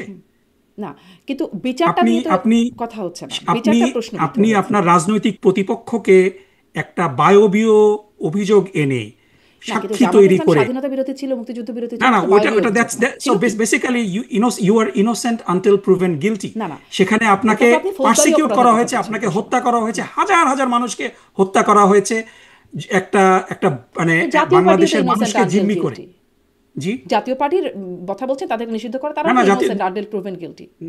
কিন্তু so we have to give it time. জাতীয় পার্টির বিরুদ্ধে তো বায়বীয় অভিযোগ এনে তাদেরকে হত্যা করা হয়নি। আপনি সো বেসিক্যালি বিষয়টা হলো যে আপনি যখন একটা ভুয়া মামলা করে, একটা ভুয়া ইতিহাস সৃষ্টি করে, মিথ্যা সাক্ষী দিয়ে সেটা প্রমাণ করার চেষ্টা করেন, এবং জনগণ সেটা বুঝে গিয়েছে, এবং পৃথিবীর সমস্ত মানবাধিকার সংস্থা এই আদালতকে কন্ডেম করেছে, তারপরও এই বিষয়টা বারবার অবতারণা করাটা খুবই দুঃখজনক, খুবই দুঃখজনক। না, ওটা তো আপনি বিচারের কথা বলছেন, কিন্তু আসলে আমি না, বলছিলাম আপনি যে বিচারের কথা তো বলছেন, সহযোগী বিচারের কথা তো সহযোগী এজন্যই মানে আসছে যে আপনার বিরুদ্ধে যদি সহযোগী এবং আপনার সমর্থক, বিরুদ্ধে আপনি যে জাতীয় অভিযোগগুলা, পার্টিকে যে কারণে মানে দায় দিচ্ছেন সহযোগিতা এবং সমর্থন করবার জন্য দোসর হিসেবে, ওই সময়ও তো আসলে পাকিস্তানকে না না না না না, সমর্থন এটা করা। এটা it's not apple to apple. আপনার তো কম্প্যারিজনটা অ্যাপল টু অ্যাপল হতে হবে। আপনি তো অ্যাপল টু অরেঞ্জ কম্পেয়ার করতে পারেন। আপনি তো একটা মানে না, দিস দিস ইজ অবশ্যই this is apple to not the apple হচ্ছে কম্প্যারিজন। না, কারণ সেখানে আপনি যে 30 লক্ষ অভিযোগে, মানুষ ছিল, আপনি এখানে জামাতের 1400 বিরুদ্ধে মানুষ। যে অভিযোগগুলো এনেছেন, আপনি জামাতের বিরুদ্ধে যে অভিযোগগুলো আনছেন, আদালত যখন এটিএম আজহারুল ইসলামকে বিজ্ঞ প্রধান বিচারপতি যখন মুক্তি দিয়েছেন, বেকসুর খালাস দিয়েছেন, তখন তার মন্তব্যটা যদি আপনি পড়েন, এরপরে this this total discussion should have been buried deep under the ground. সেটাকে তার আগেও বারবার আনা আদালত হচ্ছে। অনেক কথা বলেছে, আপনাকে সেই আদালতকে আপনাকে প্রশ্ন করছেন। মিথ্যা অভিযোগে, আপনি আমাকে মিথ্যা অভিযোগে 54 বছর ধরে আপনি আমাকে বিচার করে রাখছেন, আমাকে শাস্তি দিচ্ছেন, আমার অধিকার আপনি কেড়ে নিয়েছেন, এবং এই অভিযোগগুলো যখন প্রমাণ করার সুযোগ আসলো তখন আপনি মিথ্যা সাক্ষী দিয়ে সেটা প্রমাণ করার চেষ্টা করেছেন, এবং প্রধান বিচারপতি এটাকে বলেছেন genocide of justice. It's not a small term, it's not a small term. সুতরাং এই বিষয়ে যদি কেউ আবার সেই ফ্যাসিবাদী জায়গায় ফিরে যায়, এটা এটা আপনি বেসিক্যালি সেই ফ্যাসিবাদী বয়ানেরই, আপনি আমাকে প্রথম যে কথাটা বলেছিলেন যে কেন এই ওসির বিরুদ্ধে শাস্তিমূলক ব্যবস্থা গ্রহণ করা হলো, কারণ এই ধরনের মিথ্যা জেনোফোবিক রেটরিক দিয়েই কিন্তু সাধারণ মানুষকে হত্যা করা হয়েছে। জামাত শিবির অর্থ হলো, মানে জামাত শিবিরকে ডিহিউম্যানাইজ করা হয়েছে, এটি কি অসত্য? ডেমোনাইজ করা হয়েছে। আপনি বিচারের কথা বলছেন, বিচারের কথা বলছেন, কিন্তু এটি তো অসত্য নয় যে ওই সময় আপনারা স্বাধীনতা বা মুক্তিযুদ্ধের বিরোধিতা করেছিল জামাতে ইসলামী। না না, এটা তো মানে আপনার তখন তো একটা স্বাধীন দেশ ছিল, একটা ইউনাইটেড দেশ ছিল। আপনি রাজনৈতিকভাবে বাংলাদেশের তখন কত পার্সেন্ট মানুষ, আপনি যদি দেখেন যে কত পার্সেন্ট মানুষ তখন, তো আপনি তো একজন স্বাধীন নাগরিক হিসাবে, আপনি তখন একটা স্বাধীন দেশের নাগরিক, আপনি যদি হত্যাকাণ্ডে অপরাধ না করেন, আপনার রাজনৈতিক সিদ্ধান্ত তো ইটস নট এ ক্রাইম। জাতীয় পার্টির যে ক্ষেত্রে যেটা হয়েছে, জাতীয় পার্টি ছিল সেই সমালোচনা করেন না আপনারা, সমর্থক বা সমর্থন বা that's a whole different discussion. আপনি এটা নিয়ে আপনি আমাকে, আমার ভূমিকা নিয়ে আপনি সমালোচনা করতে পারেন, কিন্তু এটার জন্য তো আপনি আমাকে মেরে ফেলতে পারেন না। আপনি 54 বছর ধরে তো আমাকে ডিহিউম্যানাইজ করতে পারেন না। এটা রাজনীতি, মানে জাতীয় পার্টিকে যে অবশ্যই আমি আমার মতামতের জন্য তো, মানে আমি জাস্ট এখানে কম্পেয়ার করছি যে জাতীয় পার্টিকে আপনারা এখানে কম্পেয়ারটা মানে ইজ নট প্লজিবল। কারণ জাতীয় পার্টির সমর্থন ছাড়া, জাতীয় পার্টির সহযোগিতা ছাড়া এই ফ্যাসিস্ট সরকারের দীর্ঘ 15 বছর ক্ষমতায় থাকাটা সম্ভব ছিল না। So it's not the same. কথা বলা হয় সেই সময় যদি জামাতে ইসলাম না, একই রকম কথা যারা বলে তারা বেসিক্যালি ফ্যাসিবাদের সহযোগী, এবং তারা এই বিচারিক হত্যাযজ্ঞকে সমর্থন করেন। সো বেসিক্যালি এই বিচারিক আপনি কি একমত হবেন যে এটা বিচারিক হত্যা ছিল, যে আমাদের যে নেতৃবৃন্দকে হত্যা করা হয়েছে? আমার কথা বলবো না, কিন্তু আপনি বর্তমান আইন উপদেষ্টা যিনি, তিনি তার একটা আগের বক্তব্য তিনি বলছেন একমাত্র দেলোয়ার হোসেন সাইদি ছাড়া বাকিরা যারা ছিলেন তারা সবাই যুদ্ধাপরাধের দায়ে তিনি আগে বলেছিলেন, এবং তিনি তখন এই ফ্যাসিবাদীদেরই সহযোগী ছিলেন। সো বিষয়টা হলো যে মানে you can not choose and pick, বয়ান যে কখন কোন দিকে চলে যায় আর কে যে কখন দোষর কার দোষর হয়ে যাচ্ছে। এই উপদেষ্টা তো বিচারপতি না। সো আই উইল টেক, এবং তার বক্তব্য বিচারপতিরাও আগে অনেক কথা বলেছেন, সেগুলো আবার আমলযোগ্য হচ্ছে না। সেই বিচারপতিদেরকে তো পালিয়ে যেতে হয়েছে। তারা তো তাদের এদেরও নাকি তাদের পালিয়ে সেই যেতে হবে, অবস্থান। সেফ এক্সিট খুঁজতে হবে বলছেন এখন যারা আন্দোলন করেছেন তারা। এখন সেফ এক্সিট সবাইকেই আসলে খুঁজতে হচ্ছে। কোন দিকে যে ইতিহাস শেষ দেখা যাক। পর্যন্ত গড়াবে দেখেন ডক্টর নকিব, আসলে দেখেন আমাদের শারমিন আপা, সময় অনেক হয়ে গেছে। বিষয়টা হলো যে সেফ এক্সিট তাদেরই দরকার হয় যারা অন্যায় করে। আপনি যদি অন্যায় না করেন, আপনার তো সেফ এক্সিটের দরকার নেই। জি, কিন্তু সো আসলে বলছেন আপনি তো যদি আপনি উপদেষ্টাদের যদি নাকি অন্যায় সেফ করেন, এক্সিট দরকার জনগণের কাছ হবে। থেকে আপনি ভীত হবেন, আপনি পালিয়ে যাবেন। কিন্তু আপনি যদি অন্যায় না করেন, আপনাকে আপনাকে অত্যাচার করতে পারে পরবর্তী সরকার এসে। কিন্তু আপনার যদি নৈতিক শক্তি থাকে, আপনি সেই অত্যাচারে ইউ উড পারসিভিয়ার। যেইভাবে জামাত ইসলামের উপরে অত্যাচার করা হয়েছে, তারা তো পালিয়ে যায় নাই। এ কারণেই জনগণের সহমর্মিতা বাংলাদেশ জামাত ইসলামীর জনগণ পাচ্ছেন। আপনারা শহীদ মীর কাসেম আলী, তিনি আহ, তাকে ফাঁসি দেওয়া হবে এটা জেনেও তিনি বাংলাদেশে ফেরত এসেছেন, কারণ তিনি জানেন যে তিনি নিরপরাধ। তার সেই নৈতিক শক্তি ছিল। আওয়ামী লীগের কোনো নেতা কি সেই নৈতিক শক্তির বলে বলিয়ান হয়ে থাকতে পেরেছে? এবার আপনি যে বিচারপতিদের জি, কথা বলছেন, আছেন আছেন সেই আওয়ামী লীগের নেতাও বিচারপতিরা আছেন, কেন পালাবে? আওয়ামী লীগের নেতাও আছেন, এবং তিনি নাকি এখন জামাতের ব্যাকআপেই আছেন। আমি সাবেক রাষ্ট্রপতি আব্দুল হামিদের কথা বলছি। তিনি গিয়ে আব্দুল আবার হামিদ তো এখন ফিরে এসেছেন, এবং তার পেছনে জামাতের ব্যাকআপ আছে বলে। আব্দুল আব্দুল হামিদের বিরুদ্ধে তো কোনো হত্যা মামলা হয়নি। আব্দুল হামিদের ব্যাপারে তো আব্দুল হামিদ হত্যা মামলা বিষয়টা সরকারের এখন একটা প্রেসিডেন্ট ছিলেন। ক্লিশে বিষয় হয়ে গেছে না? সাংবাদিকদের বিরুদ্ধে থেকে শুরু করে এমনকি আওয়ামী লীগ নেতার বাড়িতে যারা কাজ করতো তাদের বিরুদ্ধেও হত্যা মামলা হয়ে গেছে। না, এটা ডেফিনেটলি শারমিন আপা, আমি আপনাকে একেবারে সুস্পষ্টভাবে বলতে চাই যে যদি কারো বিরুদ্ধে মিথ্যা মামলা করা হয়, কেউ যদি নিরপরাধী হয়ে থাকেন, তার বিরুদ্ধে মামলা করা হলে আমি সেই মামলার ব্যক্তিগতভাবে নিন্দা করছি। দলীয়ভাবে জামাত ইসলামীর পক্ষ থেকেও এই ব্যাপারে নিন্দা করা হয়েছে যে ডেফিনেটলি যে অপরাধী না, তার বিরুদ্ধে যেন মামলা করা না হয়। কিন্তু হচ্ছে সুতরাং এখানে এবং আমাদের মানুষ স্ট্যান্ড আসলে পরিষ্কার। ভোগান্তি হচ্ছে বিচার, ওই যে বিচার আই আই আই মানে আই এগ্রি, আমি আপনার সাথে দ্বিমত করব না যে মানুষের ভোগান্তি হচ্ছে, এবং এই ভোগান্তিটা যাতে আমরা লাঘব করতে পারি সেই জন্যও কিন্তু আমরা চেষ্টা করছি। জি, এবং কিন্তু সেই এটা চেষ্টা কোনো এটাতে কাজে আসছে না। এবং মানুষের আসলে খুবই এই ভোগান্তি হচ্ছে ডক্টর নকিব। না আমি না না, আসলে ডেফিনেটলি একদম এবং শেষ এটা নিয়ে সময়, মানে আমার অনেক মামলাবাজি সময় চাঁদাবাজি এক্সিট হচ্ছে। করেছে এটা অনেক। এই ব্যাপারে আমি আপনার সাথে কোনো দ্বিমত করব না। এবং এটা যারা করছে তাদের বিরুদ্ধে ব্যবস্থা নেওয়ার জন্য জামাত ইসলামের পক্ষ থেকে দাবি জানানো হয়েছে। আমি এখনও দাবি জানাচ্ছি যে যারা সাধারণ মানুষকে, যারা অপরাধের সাথে যুক্ত না, তাদেরকে হয়রানি করছে, এই সরকারকে সেই প্রোটেকশনটা দিতে হবে জি, কিন্তু যে তারা যেন আপনাদের 5 হয়রানির দফা শিকার না দাবির হয়। মধ্যে যেমন ফ্যাসিবাদের সময় তাদের বিচারের দাবি করছেন, কিন্তু এই নিরপরাধ মানুষের নামে বা যেই অপরাধে তার বিচার হচ্ছে না সেই না, আমরা অপরাধে আমরা না, আমরা সেখানে এটা সেই দাবিগুলোর মধ্যে এই দাবিটা আপনাদের নাই আর কি, 5 দফা না দাবি। না, এটা ডেফিনেটলি আমরা বারবার বলছি যে কোনো নিরপরাধ ব্যক্তি যেন কিন্তু ওই যে মানে কোনো নিরপরাধ বলছিলাম 5 ব্যক্তি যেন দফা শাস্তি দাবির না মধ্যে পায় নাই। এই ব্যাপারে আমরা কথা বলতে গিয়ে অনেক সময় অনেকের কাছ থেকে আমরা সমালোচনার সম্মুখীনও হয়েছি, কিন্তু still we stand by our principle যে কোনো আমি নিরপরাধ একদম ব্যক্তি যেন। শেষে 2 লাইন করে যদি একটু উত্তর দেন, সঙ্গীত শিক্ষা প্রাথমিকে থাকলে আপনাদের কি সমস্যা হয়? মানে আপনারা দাবি করলেন এবং তারপরে আসলে প্রাথমিকের সঙ্গীত শিক্ষক নিয়োগ বাতিল হয়ে গেল। না, বিষয়টা হলো ইটস অ্যাবাউট প্রায়োরিটি, যে আপনার বাংলাদেশের গ্রামে গ্রামে সঙ্গীত শেখানোটা কি খুবই গুরুত্বপূর্ণ, নাকি নৈতিকতা নাকি কেন আসছে? শেখানোটা গুরুত্বপূর্ণ? নৈতিকতা শিক্ষাও থাকবে, ধর্মীয় শিক্ষকও থাকবে, সঙ্গীত শিক্ষকও থাকলে সমস্যা কি ছিল? না, এটা ইটস অল অ্যাবাউট প্রায়োরিটি। এবং আমি কোনো জিনিস পছন্দ নাও করতে পারি, এবং এটার জন্য আমি দাবি জানাবো। সো বাংলাদেশের মানুষের যদি ডেফিনেটলি যদি এই বিষয়গুলা একটা রাজনৈতিকভাবে নির্বাচিত সরকারের উপরে ছেড়ে দিতে পারলে ভালো হতো। সরকারের এই বিষয়গুলা বিবেচনা, কারণ এখনও বাংলাদেশের একটা বড় অংশ রক্ষণশীল। আপনার আর্থসামাজিক বিষয়গুলার বিষয়ে আনতে হবে এখানে। সো ডেফিনেটলি নৈতিকতা শিক্ষা দেওয়ার প্রয়োজনটা অনেক বেশি, কারণ বাংলাদেশের মানুষের নৈতিকতা শিক্ষা নীতি নৈতিকতার একটা বড় সাংঘর্ষিক কিছু অবক্ষয় ছিল হয়েছে। না। মানে এমন তো বলা হয়নি সঙ্গীত শিক্ষক রাখা হবে, নৈতিকতা শিক্ষকদের বা ধর্মীয় শিক্ষকদের বাদ দিয়ে দেওয়া হবে, তার জায়গায় না, রিপ্লেস আপনার করা হবে। রিসোর্স তো লিমিটেড, মানে ইটস ইদার অর। আপনার রিসোর্স তো 2জন শিক্ষক নেওয়ার মতো আপনার তো ব্যান্ডউইথ নেই। সো সেখানে আমাদের প্রেফারেন্স হলো যে কেন নৈতিকতা শিক্ষা ধর্মশিক্ষক দেওয়াটা ছিল জরুরি। না? ধর্মশিক্ষক তো ছিল, না, প্রাথমিকেও ছিল, মাধ্যমিকেও আছে। ধর্মশিক্ষকের প্রতুলতা ছিল একটা বড়। সঙ্গীত শিক্ষকও তো ছিল। আমি ওই কথা বলতে গেলে এটাও তো ছিল। সো বেসিক্যালি বিষয়টা হলো যে একেবারে গ্রাসরুট লেভেলে আমরা মনে করি যে নীতি নৈতিকতার একটা বিপর্যয় হয়েছে, এবং বাংলাদেশ জামাত ইসলামী যে এই 5টা পয়েন্টে আগামী নির্বাচনে দে আর রানিং, প্রথম দফাটাই হলো বাংলাদেশের শিক্ষা ব্যবস্থাটাকে ঢেলে সাজানো। কারণ এই শিক্ষা ব্যবস্থা দিয়ে নৈতিকতা এবং প্রযুক্তিগত দিক থেকে, দুই দিক থেকেই আমরা অনেক পিছিয়ে আছি। সো প্রযুক্তিটা ইম্পর্টেন্ট, নৈতিকতা ইম্পর্টেন্ট। সো সেখানে সঙ্গীত শেখানোটা এটা কি ইসলাম আমরা মনে বিরোধী? করি না যে ইসলাম একটা বিরোধী? প্রায়োরিটি। এটা কি ইসলাম বিরোধী? জি, এটা কি না, এই কোয়েশ্চেনে আমরা ফিকি ডিবেটে এখানে যাচ্ছি না। আমরা মনে করি যে প্রযুক্তি is the number one priority. Ah, আমাদের আমাদের জন্য ডেফিনেটলি নীতি নৈতিকতাটা নাম্বার 2 প্রায়োরিটি, এবং পৃথিবীর সাথে প্রতিযোগিতায় যেন আমরা টিকে থাকি সেটা আমাদের জন্য গুরুত্বপূর্ণ।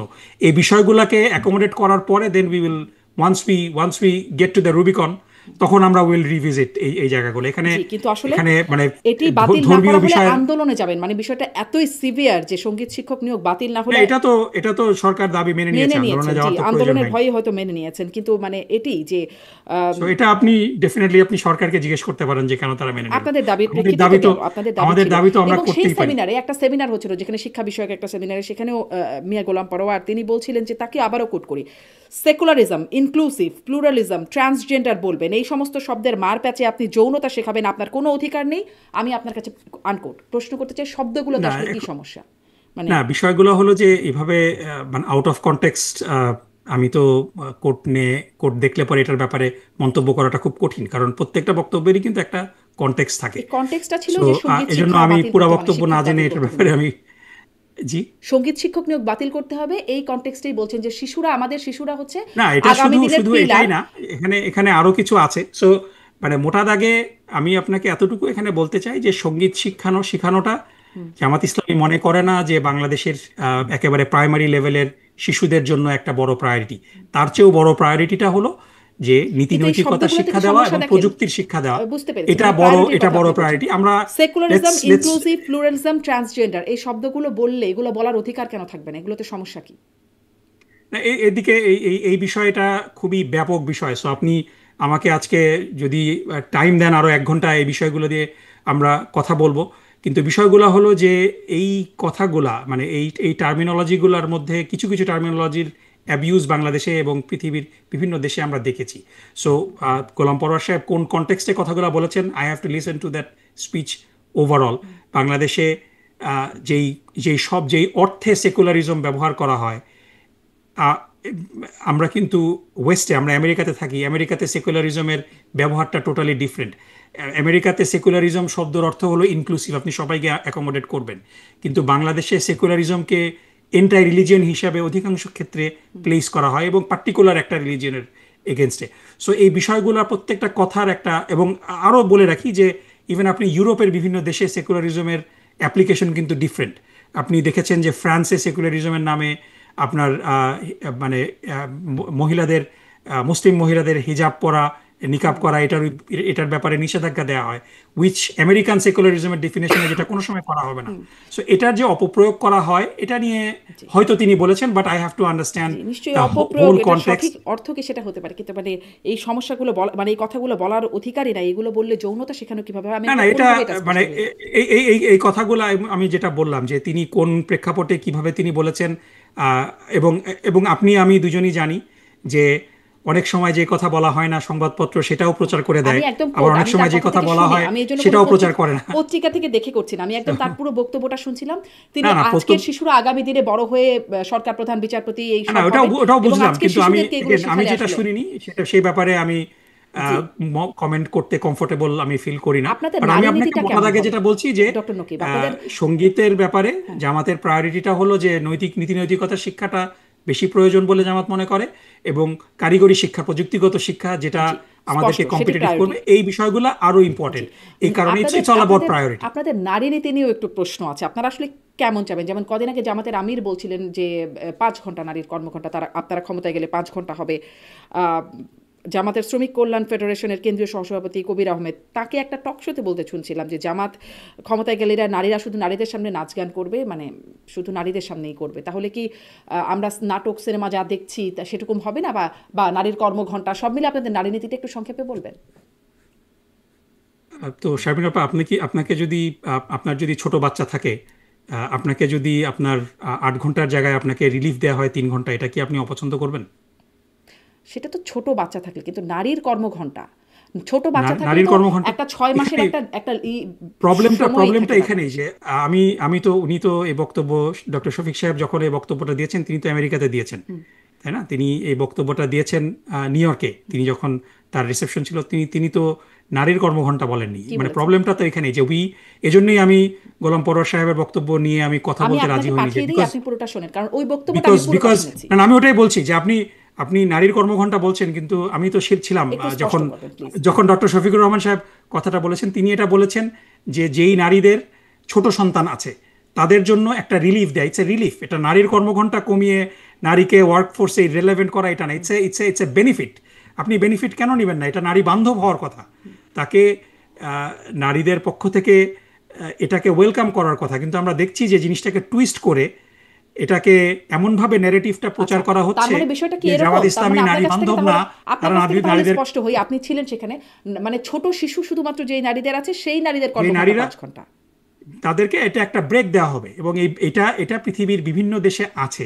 আমি কত ছোট শিশু, আপনার মানে এখান কত ছোট শিশুর জন্য আসলে এটা শিশুর উই মায়ের ক্যান জন্য? Talk about that. একটা নীতি তো যখন যখন একটা নীতি মানুষের সামনে আনা হবে, যখন এটা ইমপ্লিমেন্ট করা হবে, তখন অবশ্যই আচ্ছা it will be discussed with stakeholders. আচ্ছা আচ্ছা, স্পষ্ট। কিন্তু মোটা দাগে জামাতের যেই পলিসিটা সেটা হলো যে যেই নারীদের শিশু সন্তান আছে, সো এই বয়স সীমা নিয়ে কথা হতে পারে, জি। এটা 2 বছর, 3 বছর, 4 বছর, যেটাই হোক না কেন, এটা নিয়ে আচ্ছা, ডেফিনেটলি তার মানে দেয়ার এটা ক্যান বি এখনো ডিসকাশন। স্পষ্ট হয় না, আপনাদেরও কিন্তু এখনো নীতিতে নীতিতে নিতে প্রিন্সিপালটা বাকি। হলো যে নারীরা অনেক সময়, যেটা আমরা যদি দেখি যে সুইডেনে কিন্তু এটা করা হয়েছে, মানে নারীদের 8 ঘন্টাকে 25% কমিয়ে দেওয়া হয়েছে আনটিল দ্য চাইল্ড টার্নস 8। জি, আপনি এটা বলছেন হলো সেটি ওয়ার্ক আসলে লাইফ ব্যালেন্সের জন্য। আপনারা নীতিটা পরবর্তীতে আলোচনা করে কৌশলটা নেবেন যে কত ছোট না, বাচ্চা। মানে মোটা দাগে নীতিটা হলো যে নারীরা যাতে করে কমফোর্ট ফিল করে, তাদের উপরে চাপটা কমে যায়। কারণ একজন নারী যার জি, ছোট সন্তান আমার আছে, মনে হয় বিষয়টা তার স্পষ্ট। কর্মক্ষেত্রে সাথে সাথে তার ওয়ার্ক লাইফ যেই ব্যালেন্সটা, এটা জি। একটু ইম্পসিবল আর হয়ে যায়। আর আর নারীরা যে, মানে যদি বলি যে সংস্কৃতি অঙ্গনের যে জায়গাগুলো, নাচ গান, সেই এটা জায়গা। এটা কবির এবং এখানেও আমি বলবো যে এটা এটা এটা মানে কবির সাহেব has to respond to that. এটা জামাতের কোনো এই সাংস্কৃতিক বিষয়ে এ ধরনের কোনো পলিসি জামাত ইসলামের নেই। যেভাবে সো নাটক এটা সিনেমাগুলো চলছে আমাদের দেশে সেভাবেই চলতে পারে। অবশ্যই অবশ্যই সেগুলো চলবে। এটা এখানে তো মানে বিষয়গুলো হলো যে মানে আহ,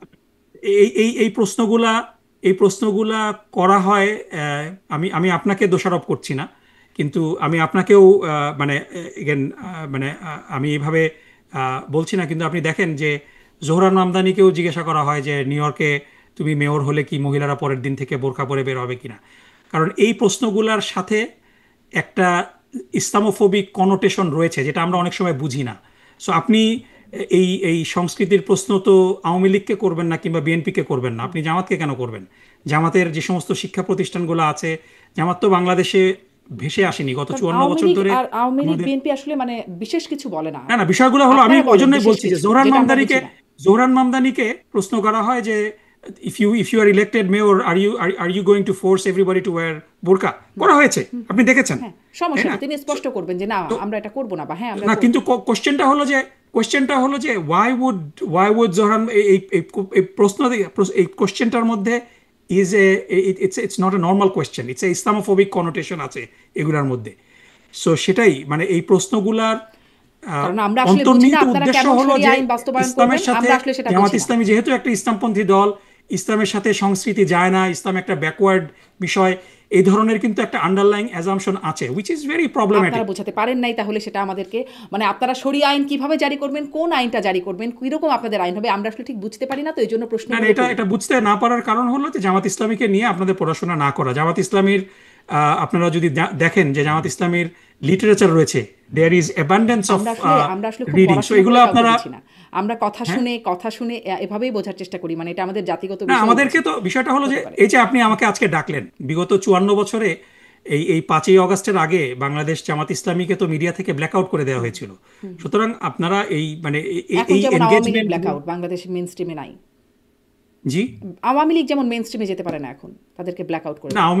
আওয়ামী লীগ তো বাংলাদেশে নিষিদ্ধ একটা সংগঠন, নিষিদ্ধ সংগঠন, হত্যাযজ্ঞের সাথে জড়িত সংগঠনকে আপনি কেন নর্মালাইজ না, করবেন? নিষিদ্ধ সংগঠন না, তাদের জার্মানিতে কার্যকলাপ নাৎসি নিষিদ্ধ। পার্টিকে তো আপনি নর্মালাইজ করতে পারছেন না। সো তাদের কার্যকলাপ যারা নিষিদ্ধ। গণহত্যার সাথে সরাসরি জড়িত, ফোনে গণহত্যার নির্দেশ ওই দিচ্ছে, যে আপনি তাদেরকে আপনি বলছিলেন কেন না, একদম আপনার সাথে একমত, মানে সেই নির্দেশনাগুলো আমরা শুনেছি, সেটা নিয়ে তর্ক নাই, কিন্তু ওই যে আপনি বলছিলেন না যে ইনোসেন্ট আনটিল প্রুভেন গিলটি, যা না, হোক।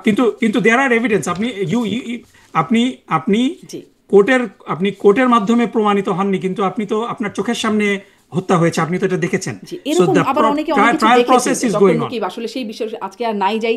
অনেকে অনেক কিছু দেখেছে, আমি না দেখি নাই, না, আপনি বিষয়টা দেখেছেন, হলো আমি। যে এগুলা নর্মালাইজ তো করার কোনো ওয়ে নাই। লেটস ওয়েট আনটিল দে আর এক্সোনারেটেড। তারা যদি অপরাধ না করে থাকে এবং কোর্টের মাধ্যমে এটা প্রমাণিত হয়, দে কিন্তু উইল তার কাম ব্যাক। আগেই তারা কিন্তু নিষিদ্ধ। তারা, জি, তার তার আগেই আগ তাদের পর্যন্ত কার্যকলাপ অবশ্যই। নিষিদ্ধ। এবং আওয়ামী লীগের কার্যক্রম কিন্তু এই বিচার প্রক্রিয়া পর্যন্তই নিষিদ্ধ হয়েছে।